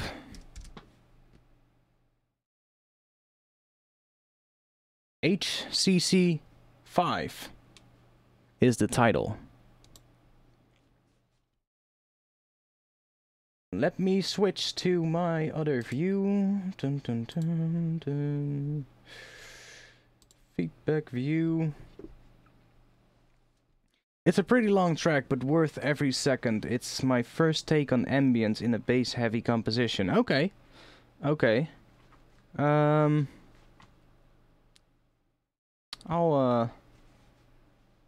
see that. Yeah. Another mid-low synth, aggressive. Actually, I think with the synth, I'm thinking like a really you know, detuned saw as well, but like one with a bandpass filter on it, then run that through a good amount of distortion. So that really gets like a screechy kind of sound, and then use that as like a synth step for that one that I had, that pattern that I had. I think that'll really work, and it'll really bring the energy up, because that kind of sound just will work with that bass, because it's already quite heavy on the sub, so and also on the low mids, but there's a good amount of space to add a more high frequency element. So let's get into this track.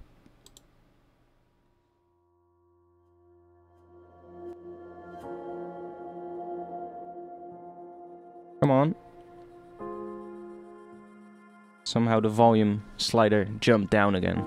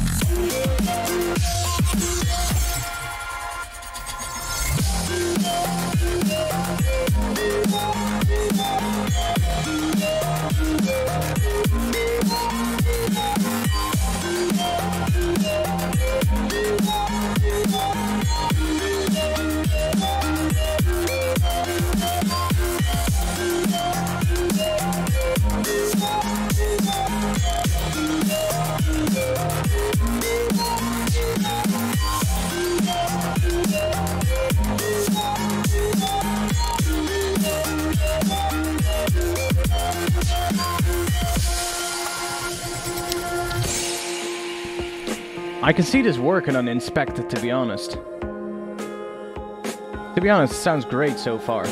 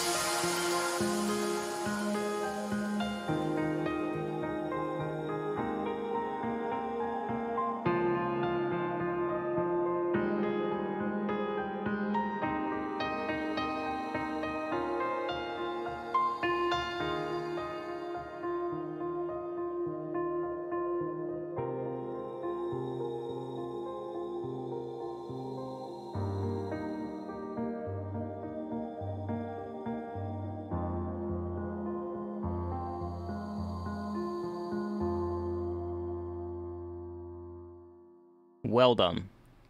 Well done. Yeah, I think this sounds pretty damn good. Like I said, I can see this work on Inspected. It has a similar sound to what they release. One thing I was thinking about the drop, it already sounds quite good. I was thinking one thing that could maybe be cool. You would just have to try it out and see if it works. Some of the bass sounds, I think it might be cool if you would just take a notch filter and sweep those through the higher frequencies. Because what I find is in neurofunk or neurohop or any of these genres is a lot of times sweeping a notch through the high frequencies of your bass can really help to give it that morphing feeling, if you get what I mean. And you are already on a really good track, so it's definitely not needed. But that was just something that came to mind. I thought that might be interesting. Just try it out. Take a notch filter, sweep it through those frequencies, maybe attach an LFO to it or something, and see if that does anything good.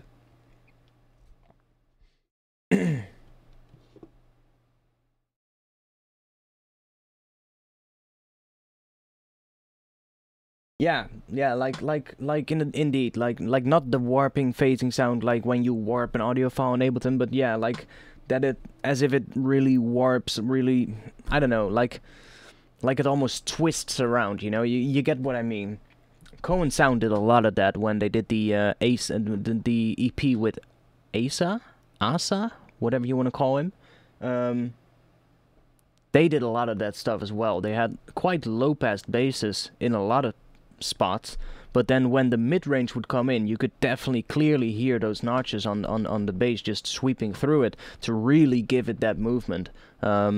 And you would really have to, maybe you would even have to automate it by hand, you know, really just do it manually, because an LFO might not do it. You might want to follow the movement of the bass with the automation to really get that twisting kind of sound. But I think that could work for this track, because you already have those atmospheric bits, and you already have the well, somebody said synthwave type synths, which I kind of agree on. And I think that extra movement would work well with those kind of sounds. So I would at least try it out and see what happens. Other than that though, a really good first track for this stream, for this feedback session. If this is gonna be what the quality is gonna be like again today, then we're on a good track. So no, really good track. I actually gave you a follow, and I would love to hear that EP when it's out, because 2 years on one EP, I thought I was taking a long time, but you are taking a long time as well. But I mean, it's all for a good, you know, a good end result, right? So everything in this track was new to me. All sounds you heard were made from scratch, even the glass transitions. Oh, that's cool. That's nice. That's definitely cool. I'm definitely doing a lot more sound design myself as well in the last few years, and you can definitely tell, you know, just from listening to the projects I'm working on currently. Even if, you know, the EP tracks are not finished and they're not going in the right direction as of now, and I need to go back to them and just fix stuff, I can still hear that sound design wise I've improved so much. And that's really, you know, you just have to do new stuff every now and then. It really helps, you know, to get better at sound design. And putting yourself out your comfort zone is definitely a good way to learn new things, right? So I'm not on that level musically. Well, that's a matter of practice, I guess. You know, just trying. To be honest, it's not that complicated. You know, it's not like for like electronic music. It's not like you have to know all the exotic skills and all music theory. No, definitely not. I would say the basics is literally just what you have to know. You know, like know what major and minor scales are, how to make them. Maybe know a couple of other ones like Phrygian modes or something like that, because they can sound quite aggressive if used in the right spot.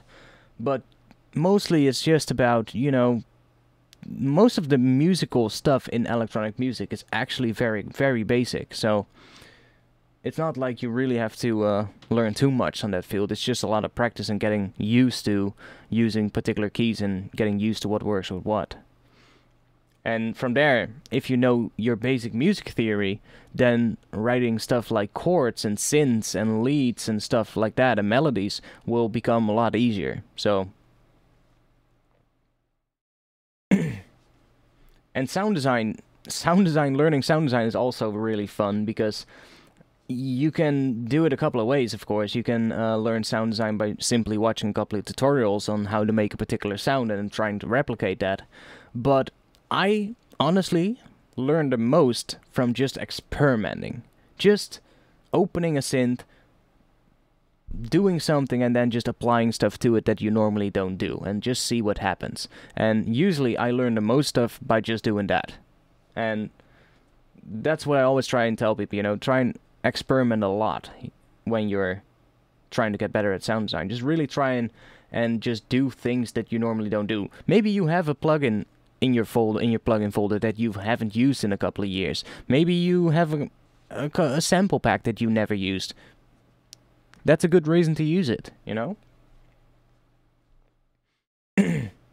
So, I think we'll go on to the next track, because I want to do a bunch of tracks. Oh, actually, I'm probably not going to be able to make all 6 tracks. I'm looking at the time right now.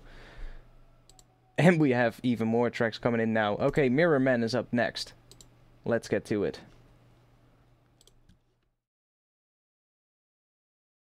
Mirror Man the Special. Okay. Oh wait, he said play another one, right?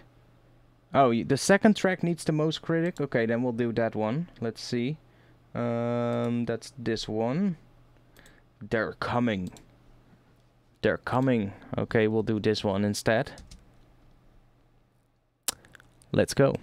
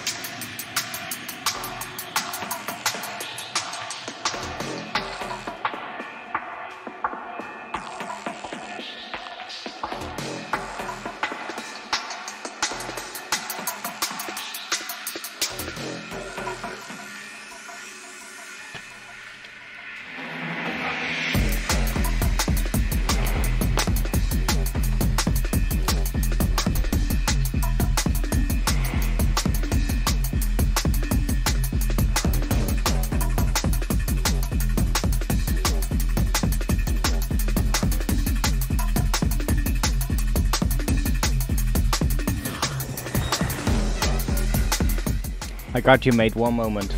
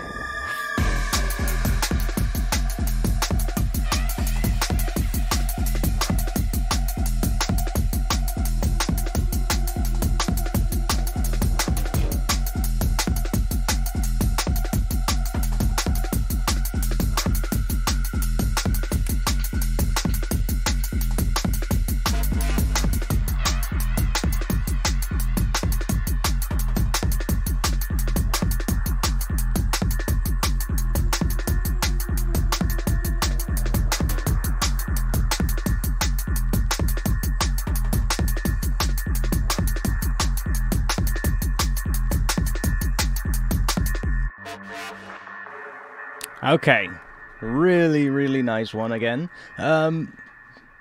Really nice one. I'll give you a follow as well. Everybody who's watching right now should follow Mirrorman because 59 followers is not what you should have. Oh, 61 right now. You should be having a bit more, I think. At least that's what you deserve with something that sounds like this.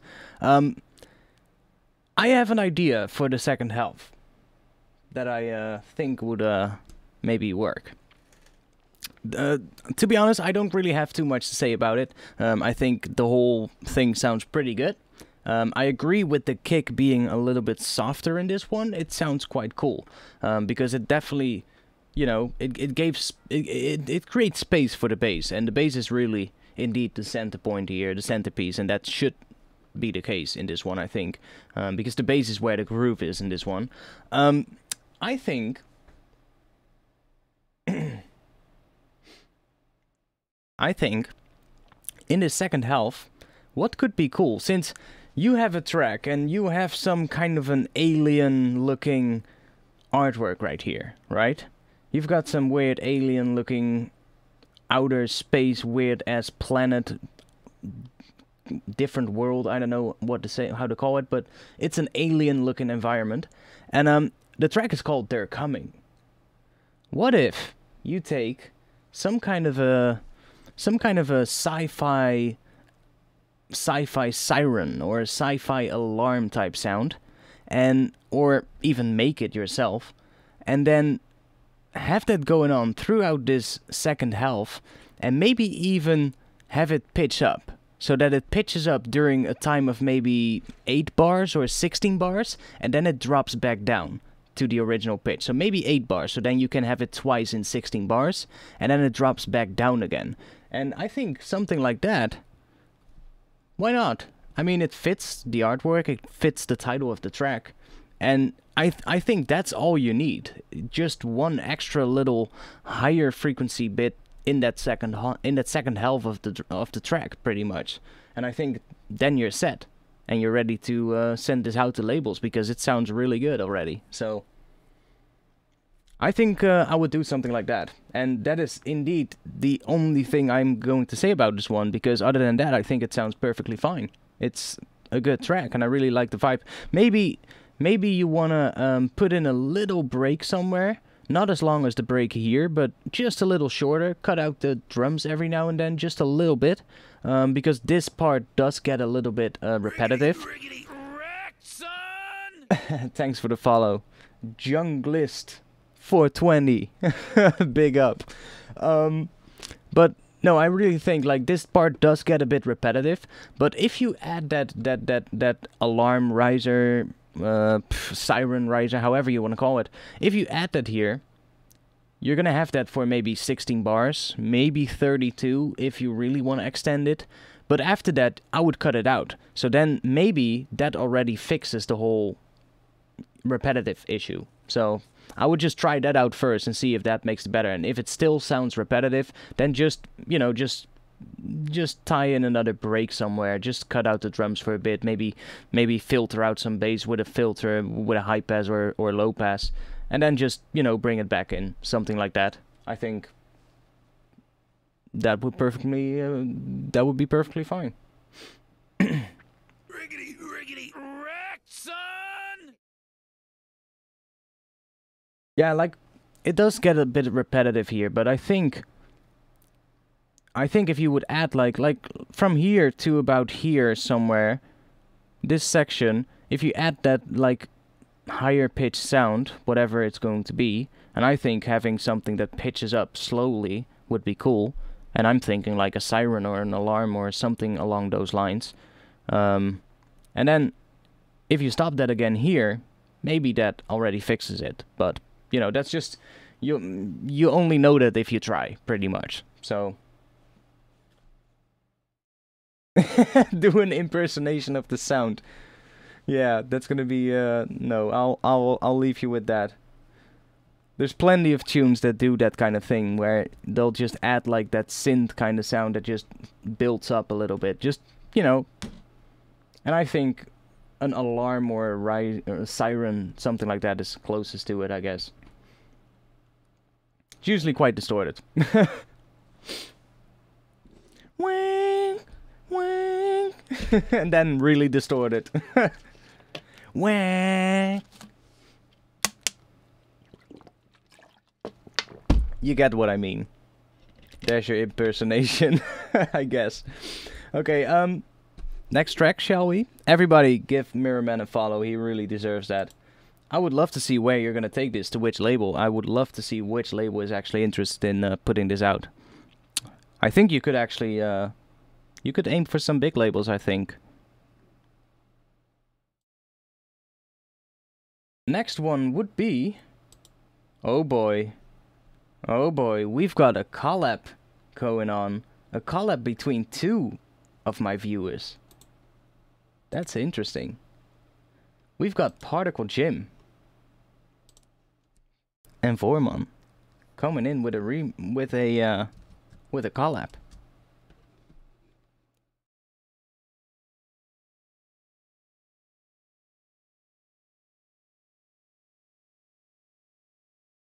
So, Particle is here, I know that. Vormon, are you still here? You should be, because you're about to get played, boy.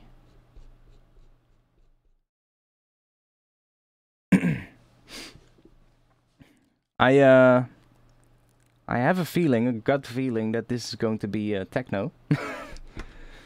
Why would that be?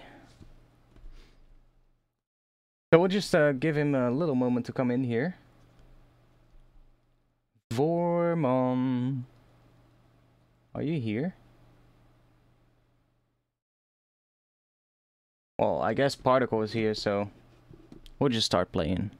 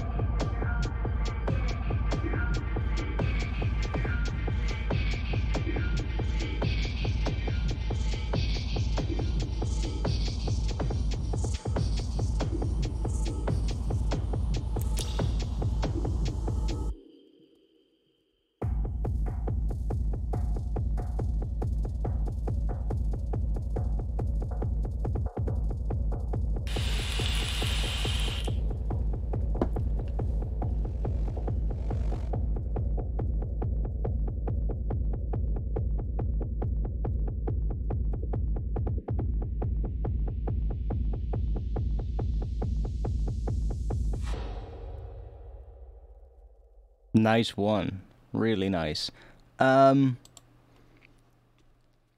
Damn, this is a hard one for me to say something about, because this is really not my cup of tea.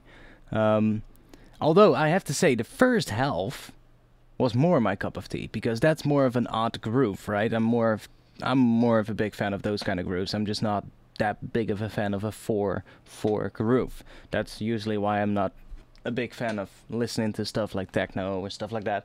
But this is definitely well produced.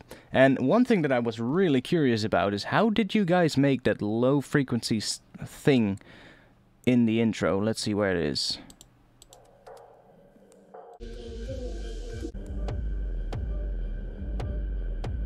Like that low frequency stuff between the kicks. Like, how did you guys make that?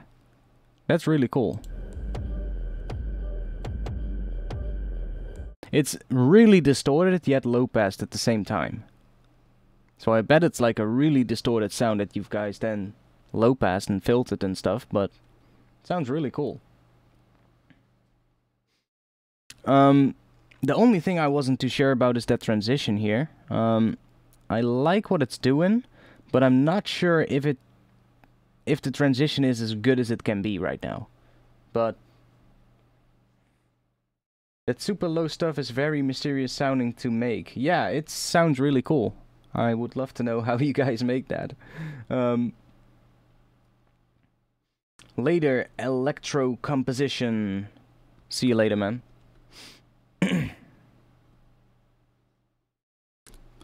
Yeah, like I said, I'm not sure about this transition yet. I like what it's doing, but I'm not sure if it works too well at the moment. Let's listen to it again.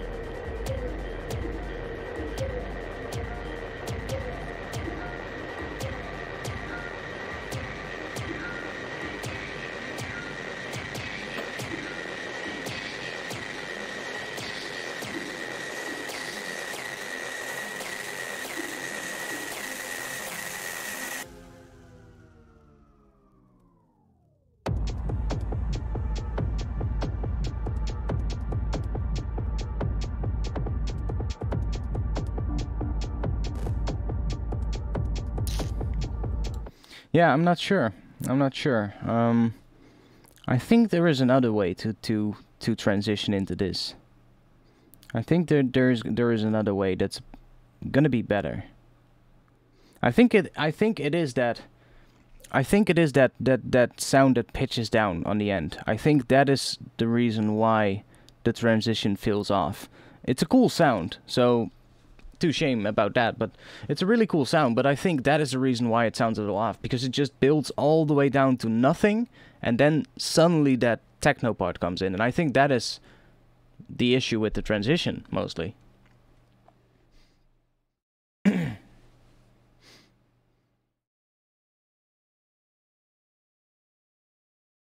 Yeah, it is something with that.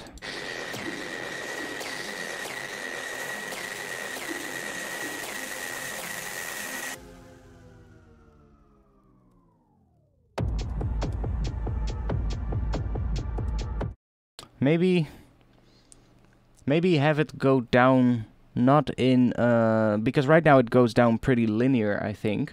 Let it go down in like a curve, so that it starts going down really slow, and then on the end it just goes down really quickly to that lowest pitch. Maybe that would work a little bit better. The intro could be an idea for a Neurofunk track. Yeah, I totally agreed. I was actually, when the first half was playing, I was like, holy shit, where is this going into? This could be really heavy. A bit slow, but it could be really heavy. And then it went into the techno thing, and I'm not too sure about it. I'm not too sure about it. I like the two parts, but I don't like how they are connected.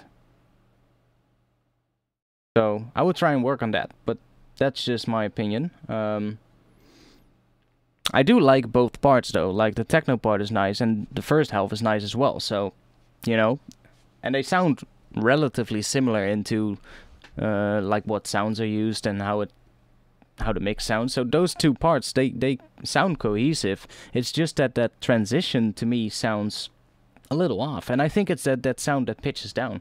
I think it's the way it pitches down is just, it's too abrupt maybe, and that's why I said make it go down in like a curve, so that it doesn't go down immediately, but it kind of curves into it, I guess. You can at least try it. Yeah, you can at least try it and see what happens. I mean, it's not that much effort, so just try it out and see if it makes it better, and if it doesn't, just revert it back to the original and try something else. But yeah, I think that is what you would want to work on this one. Definitely try and because if that transition is good, then you've got a track, because it's an interesting track if that transition is good, because then you have a really cool first half, and then the techno part comes in, which is totally unexpected, because if you hear the first part, you're not going to expect a 4 to the floor part coming in. I would rather expect something along a similar rhythm, but with a snare drum coming in, you know? So it's gonna be unexpected, but that could be a good thing if the transition is good. So try it out. Try it out and see if you can make it make that better. And if you do, hey, please just send it again, because I would love to hear it again and see how it turned out. Frequencies wait, what? Probably cute drums and let the stab lead in. Frequencies going from bright to dark is a little off. Yeah, something with that, I think, indeed. Yeah,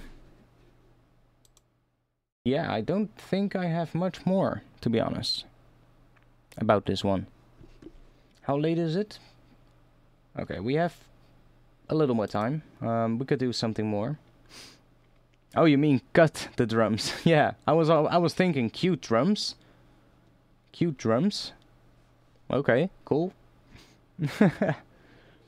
But you want to cut the drums? Yeah, that could make sense. Cutting the drums out, but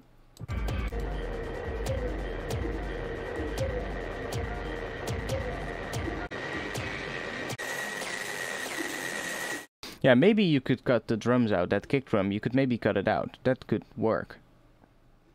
Especially in the part where it gets really high passed, where it goes into that distorted mess, you know, which is a good mess, by the way. It's not that it's a bad thing, but there you could maybe cut the kick drum out and just let that synth pretty much do all the work. How can I have my music reviewed? You need to send me your track, a link to your track, in an email, and the instructions are below the stream. So if you scroll down, you should be able to see the instructions. But I'm going to tell you right now that it's not really worth it to send me any more tracks, because I have a couple of tracks still left to do, and I only have about 10 to 20 minutes left to stream, so I'm not even going to be able to do all of these. Next one up, though, is Yanks.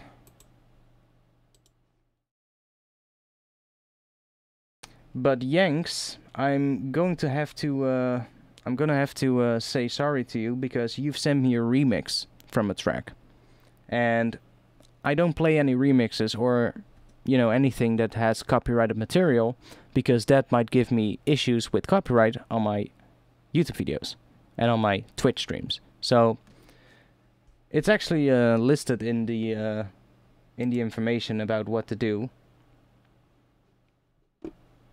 But I don't play any remixes, so I'm sorry.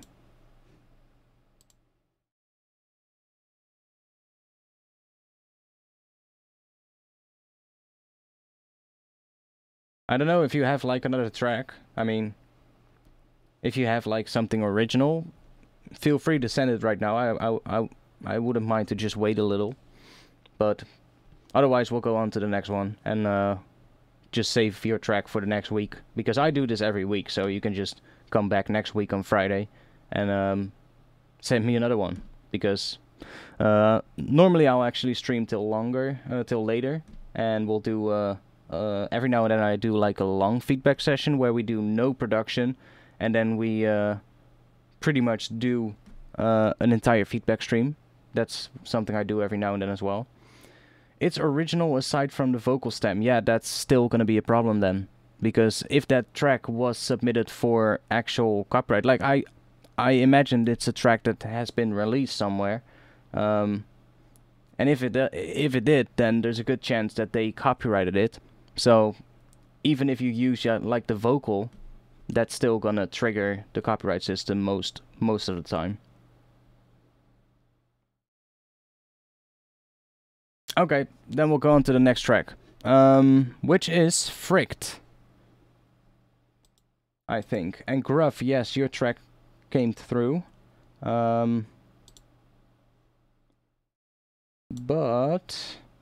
oh yeah, okay, you also sent me a SoundCloud link. Okay, cool. I was about to say you've sent me an actual MP3 file, but you did send the SoundCloud link. Cool. Fricked. Fricked 1. So, Artifacts, been having this whip in back burner for a while now, would like to get back into it. Okay, well, let's see what it sounds like. Well, let's see what it is.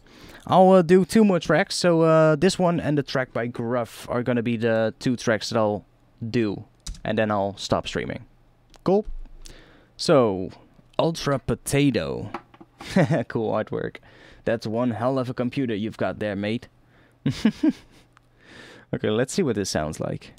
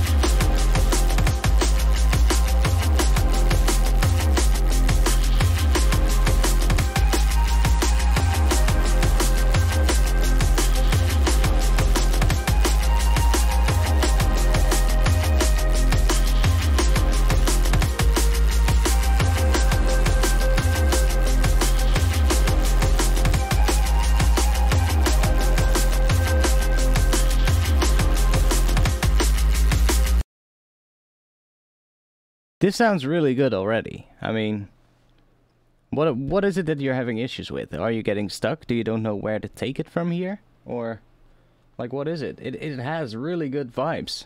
Really good.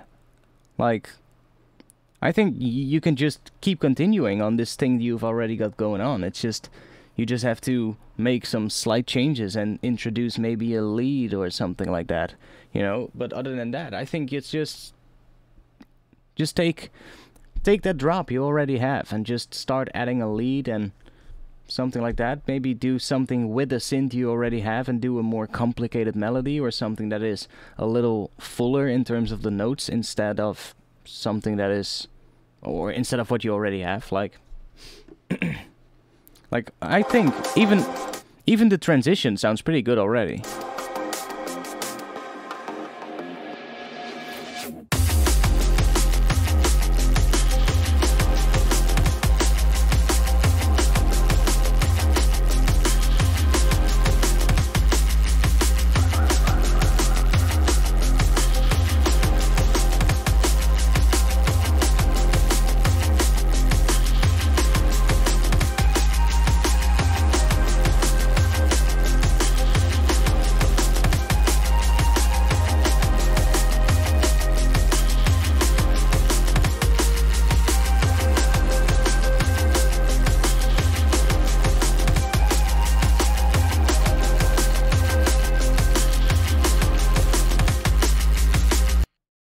I mean, I would almost say stuff like an acoustic guitar or an electric guitar, but without distortion.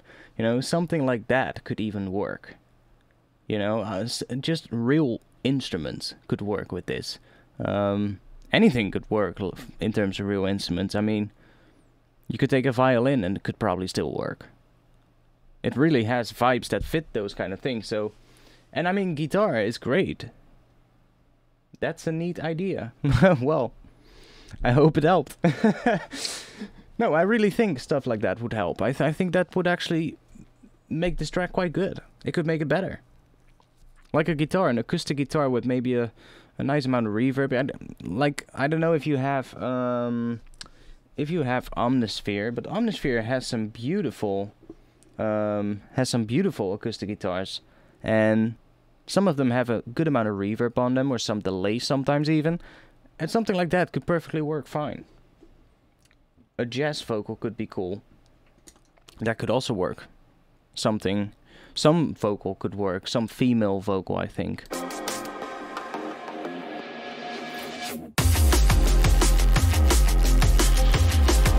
Doesn't even have to be a vocal that is clearly singing a particular lyric. Could also be like a vowel type thing, you know. Like sometimes you can, like a pad made out of a vocal, something like that. That could work as well. Really, stuff like that is stuff that really fits these vibes. Yeah, interesting.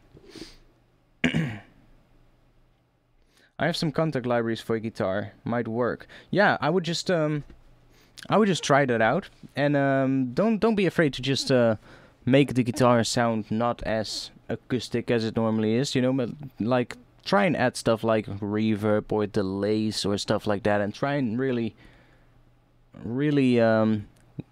make it become part of the ambience, because that's what it's already is, or this track is pretty ambient. I mean, especially in the intro.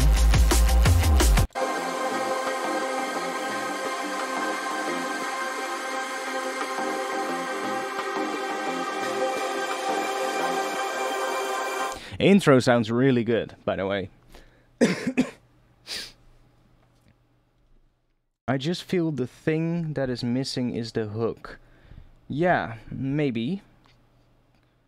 Maybe a guitar could be the hook. The drop hits quite beefy though. Yeah, I fully agree. That drop hits really good.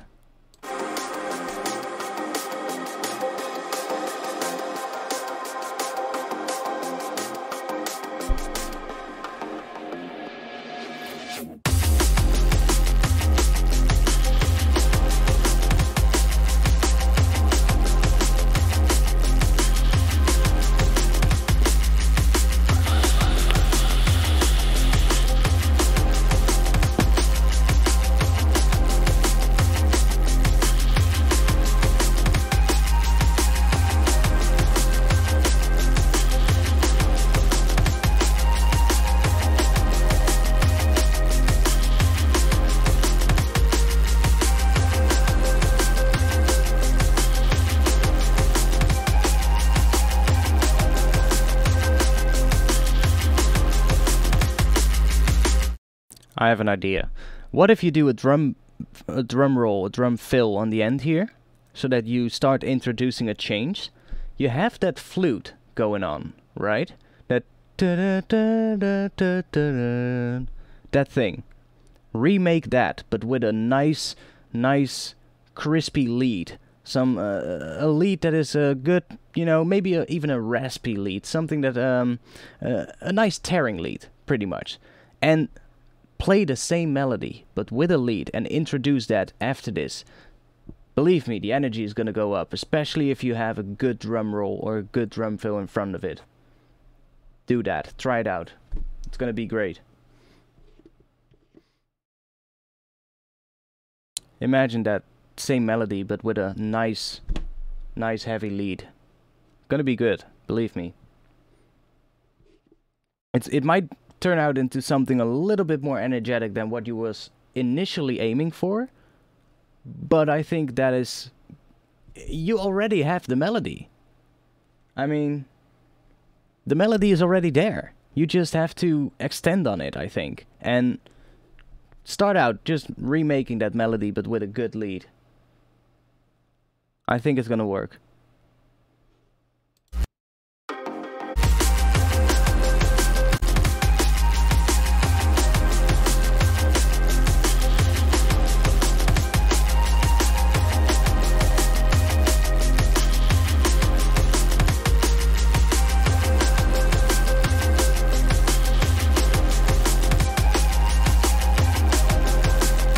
And right here, it's right here from about here, you should already be hearing the snares coming up, the rolling snares, like the drum fill. You should already be hearing that coming up in the background. So that like about, I would say about maybe a bar or 2 bars, maybe a bar in front of the drop, I would cut out the drums and cut out the bass and then have that lead being introduced. And then you go into the next section. I think that would be a good choice to make. And with that is going to be everything I'm going to say about this track, and we're going to have one more track to do. I hope that was a little bit of feedback you could use.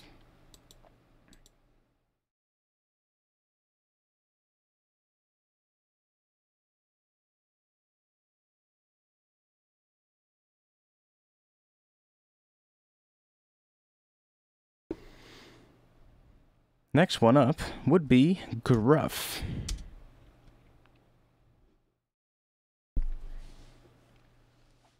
The bass line is nice. Yeah, I fully agree. The bass line is really good in that track. Really good one. It's not the type of drum and bass that I normally listen to, but I can see me enjoying it. I mean, I definitely enjoyed that particular part, so that whip, I definitely enjoyed it. So it's not the type of drum and bass I listen to. Like, my stuff that I usually listen to is simply heavier. It's just the way it is. It's just, yeah, what people call neurofunk, basically. But it's a good track. It's definitely going in the right direction. And like I said, I think pretty much everything that you need is already there. You just have to figure out that hook, and why not start by replicating the lead, that the melody that you've already have, you know? Try it out, see if it works. So, Gruff sounds. Let's have a listen to this one. Neurofunktune.wma.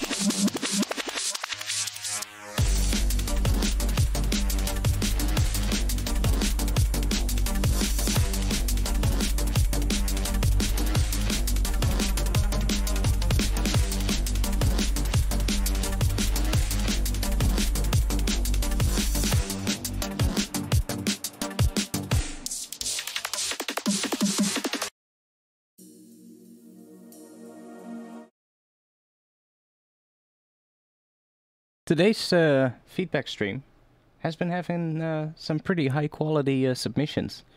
So a big up to all of you. Again, we have a pretty interesting track here.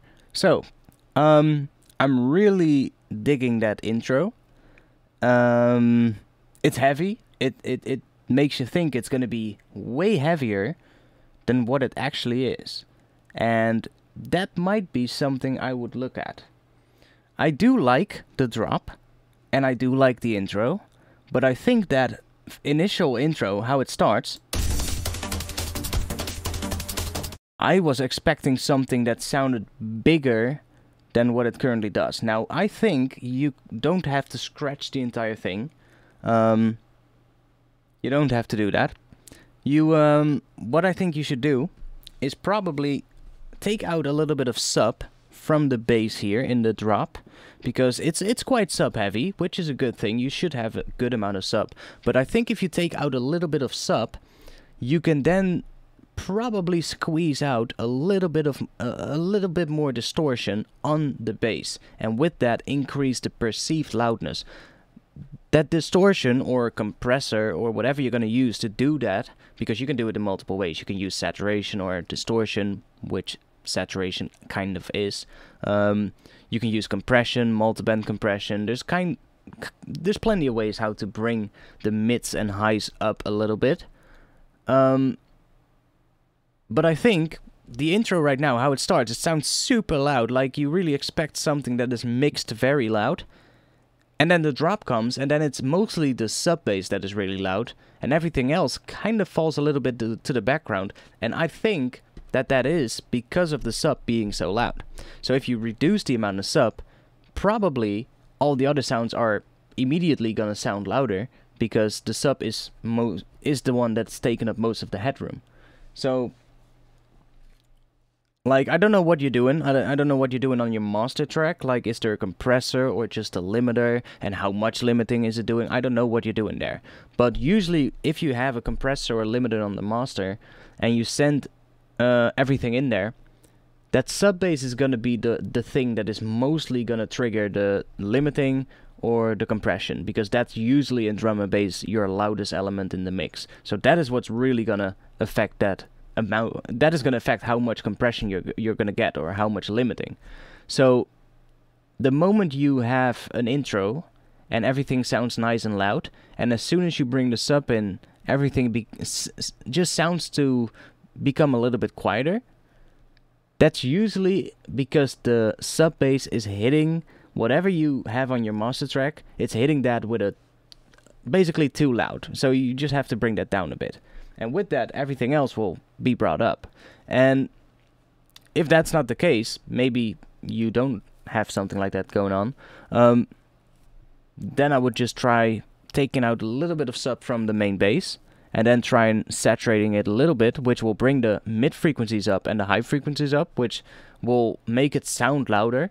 But because of the saturation, you're probably also going to bring the sub that you've brought down, you're going to bring that back up to 0 dB as well. So it's, you know, it's just, you bring it down first and then you bring it back up, but with that you bring the mids and the high frequencies back up as well. So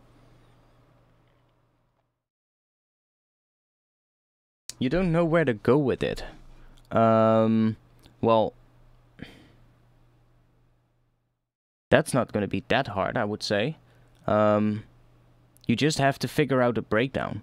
That's just what you have to figure out. Something to transition this, whatever, well, something that transitions from this part to something that sounds similar to what you have here. That's what you should do. Like, what you have here, that synth, you can use that in the breakdown again to introduce the second build-up. And the second build-up is probably going to be quite similar to your first one. Sometimes people will make a completely different second build-up, but you don't always have to do that. A lot of times, actually, the second build-up is almost the same as the first one. Heck, sometimes even the second drop is the same as the first one. So, you know, you can just take whatever you have here and use that in your breakdown. You just have to find a way to transition this into something like this. So I would start by just taking this, copying a couple of parts, copying like the main parts of this intro, and putting those here. You might have to change some automation or something if you filtered something in or something like that. But then you've already got something to work with. Then maybe start adding an impact sound or like a good reverbed kick drum here on the first beat of the breakdown, And then you've already got something to work with, and from there it's just going to be a matter of finding out what is missing.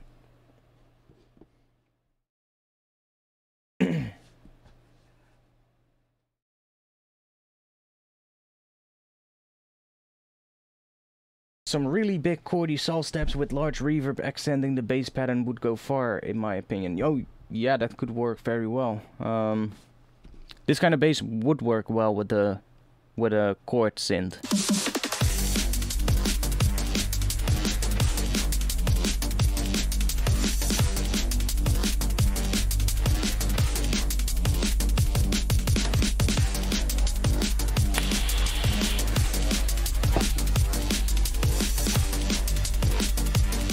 But if you do that, if you decide to do that, there are small steps in there already. Yeah, that's true. I think though, if you do that, if you go for like a big sol or a big chord step with a lot of reverb, I think you would probably want to tone down the reverb a little bit on the bass if you do that, because it already has quite a bit of reverb. And I think it's on the bass. I think it's on the mid frequencies and the high frequencies of the bass, but I'm not entirely sure. It could also be a synth or something that is layered on top of the bass. But that already has quite a bit of reverb, so it already has a good amount of ambience. But if you then add another bigger synth with a chord and another big reverb on top, I think it will get too much with the reverb. But that's just a simple thing to fix if that happens. Just take the reverb down a bit.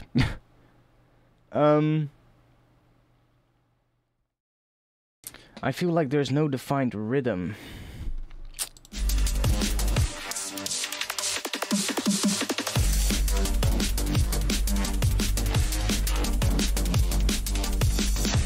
Maybe even have like...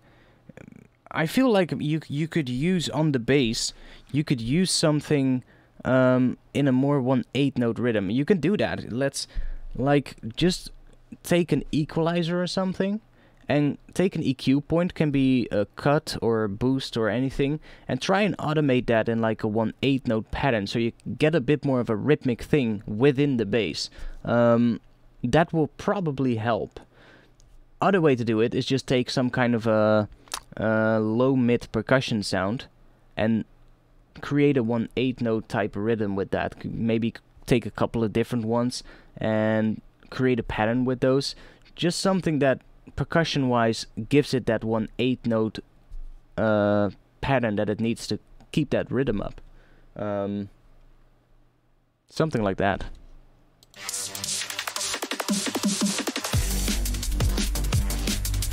Kinda like what you have in the build up here.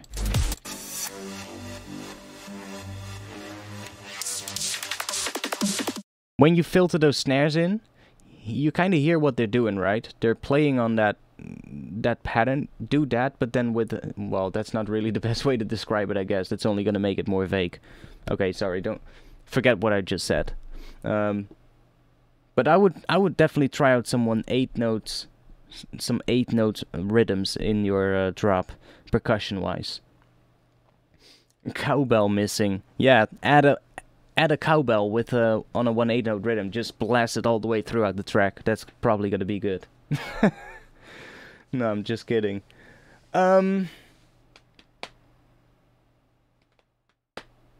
Stuff is happening in the background.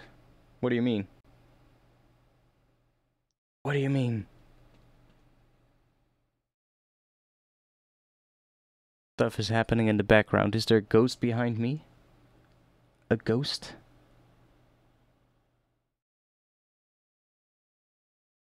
I don't see anything. What's here? Nothing. Anyway, we did a fun stream today. Behind the scenes. Ooh, spooky. Spooky. Now, thank you guys all for being here today. Was a little bit of a shorter stream. I didn't really have that much time. Like I said, I have to work early tomorrow, so yeah, that's why. I'm going to be working on the thing that we worked on today on the stream. I'm definitely going to be working on that and seeing if I can turn that into a track. Really good tracks that you guys sent me. We have some good submissions today. Next week, I'm going to do another stream. I'm probably going to... Maybe I'll do the longer feedback stream next week. Maybe. On the other note, though, I'm also going to be working on this track, so maybe I'll work a bit on that first, but I'll probably try and do a good amount of feedback next week. So we'll try and do a little bit more tracks than we did today. Dan is hovering above you. Oh no. Yeah, so if anybody of you wants to have a little chat after the stream, I am going to be awake for just a little bit more, so if you want, you can come and join the Discord server. Link is below the stream, so you can just click that and it'll add you to the Discord server. It's a place where we talk about music production and about drum and bass every single day, so if you want to come hang out, then feel free to do so. Do I have something more to say? No, I don't think I do. I don't think I do. So, thanks for being here today, guys. And, I guess I'll see you again next week. Friday, 8 PM Central European Time. And other than that, I hope you have a good evening. I'm gonna relax for a little bit, and I'll see you guys soon again. So, peace.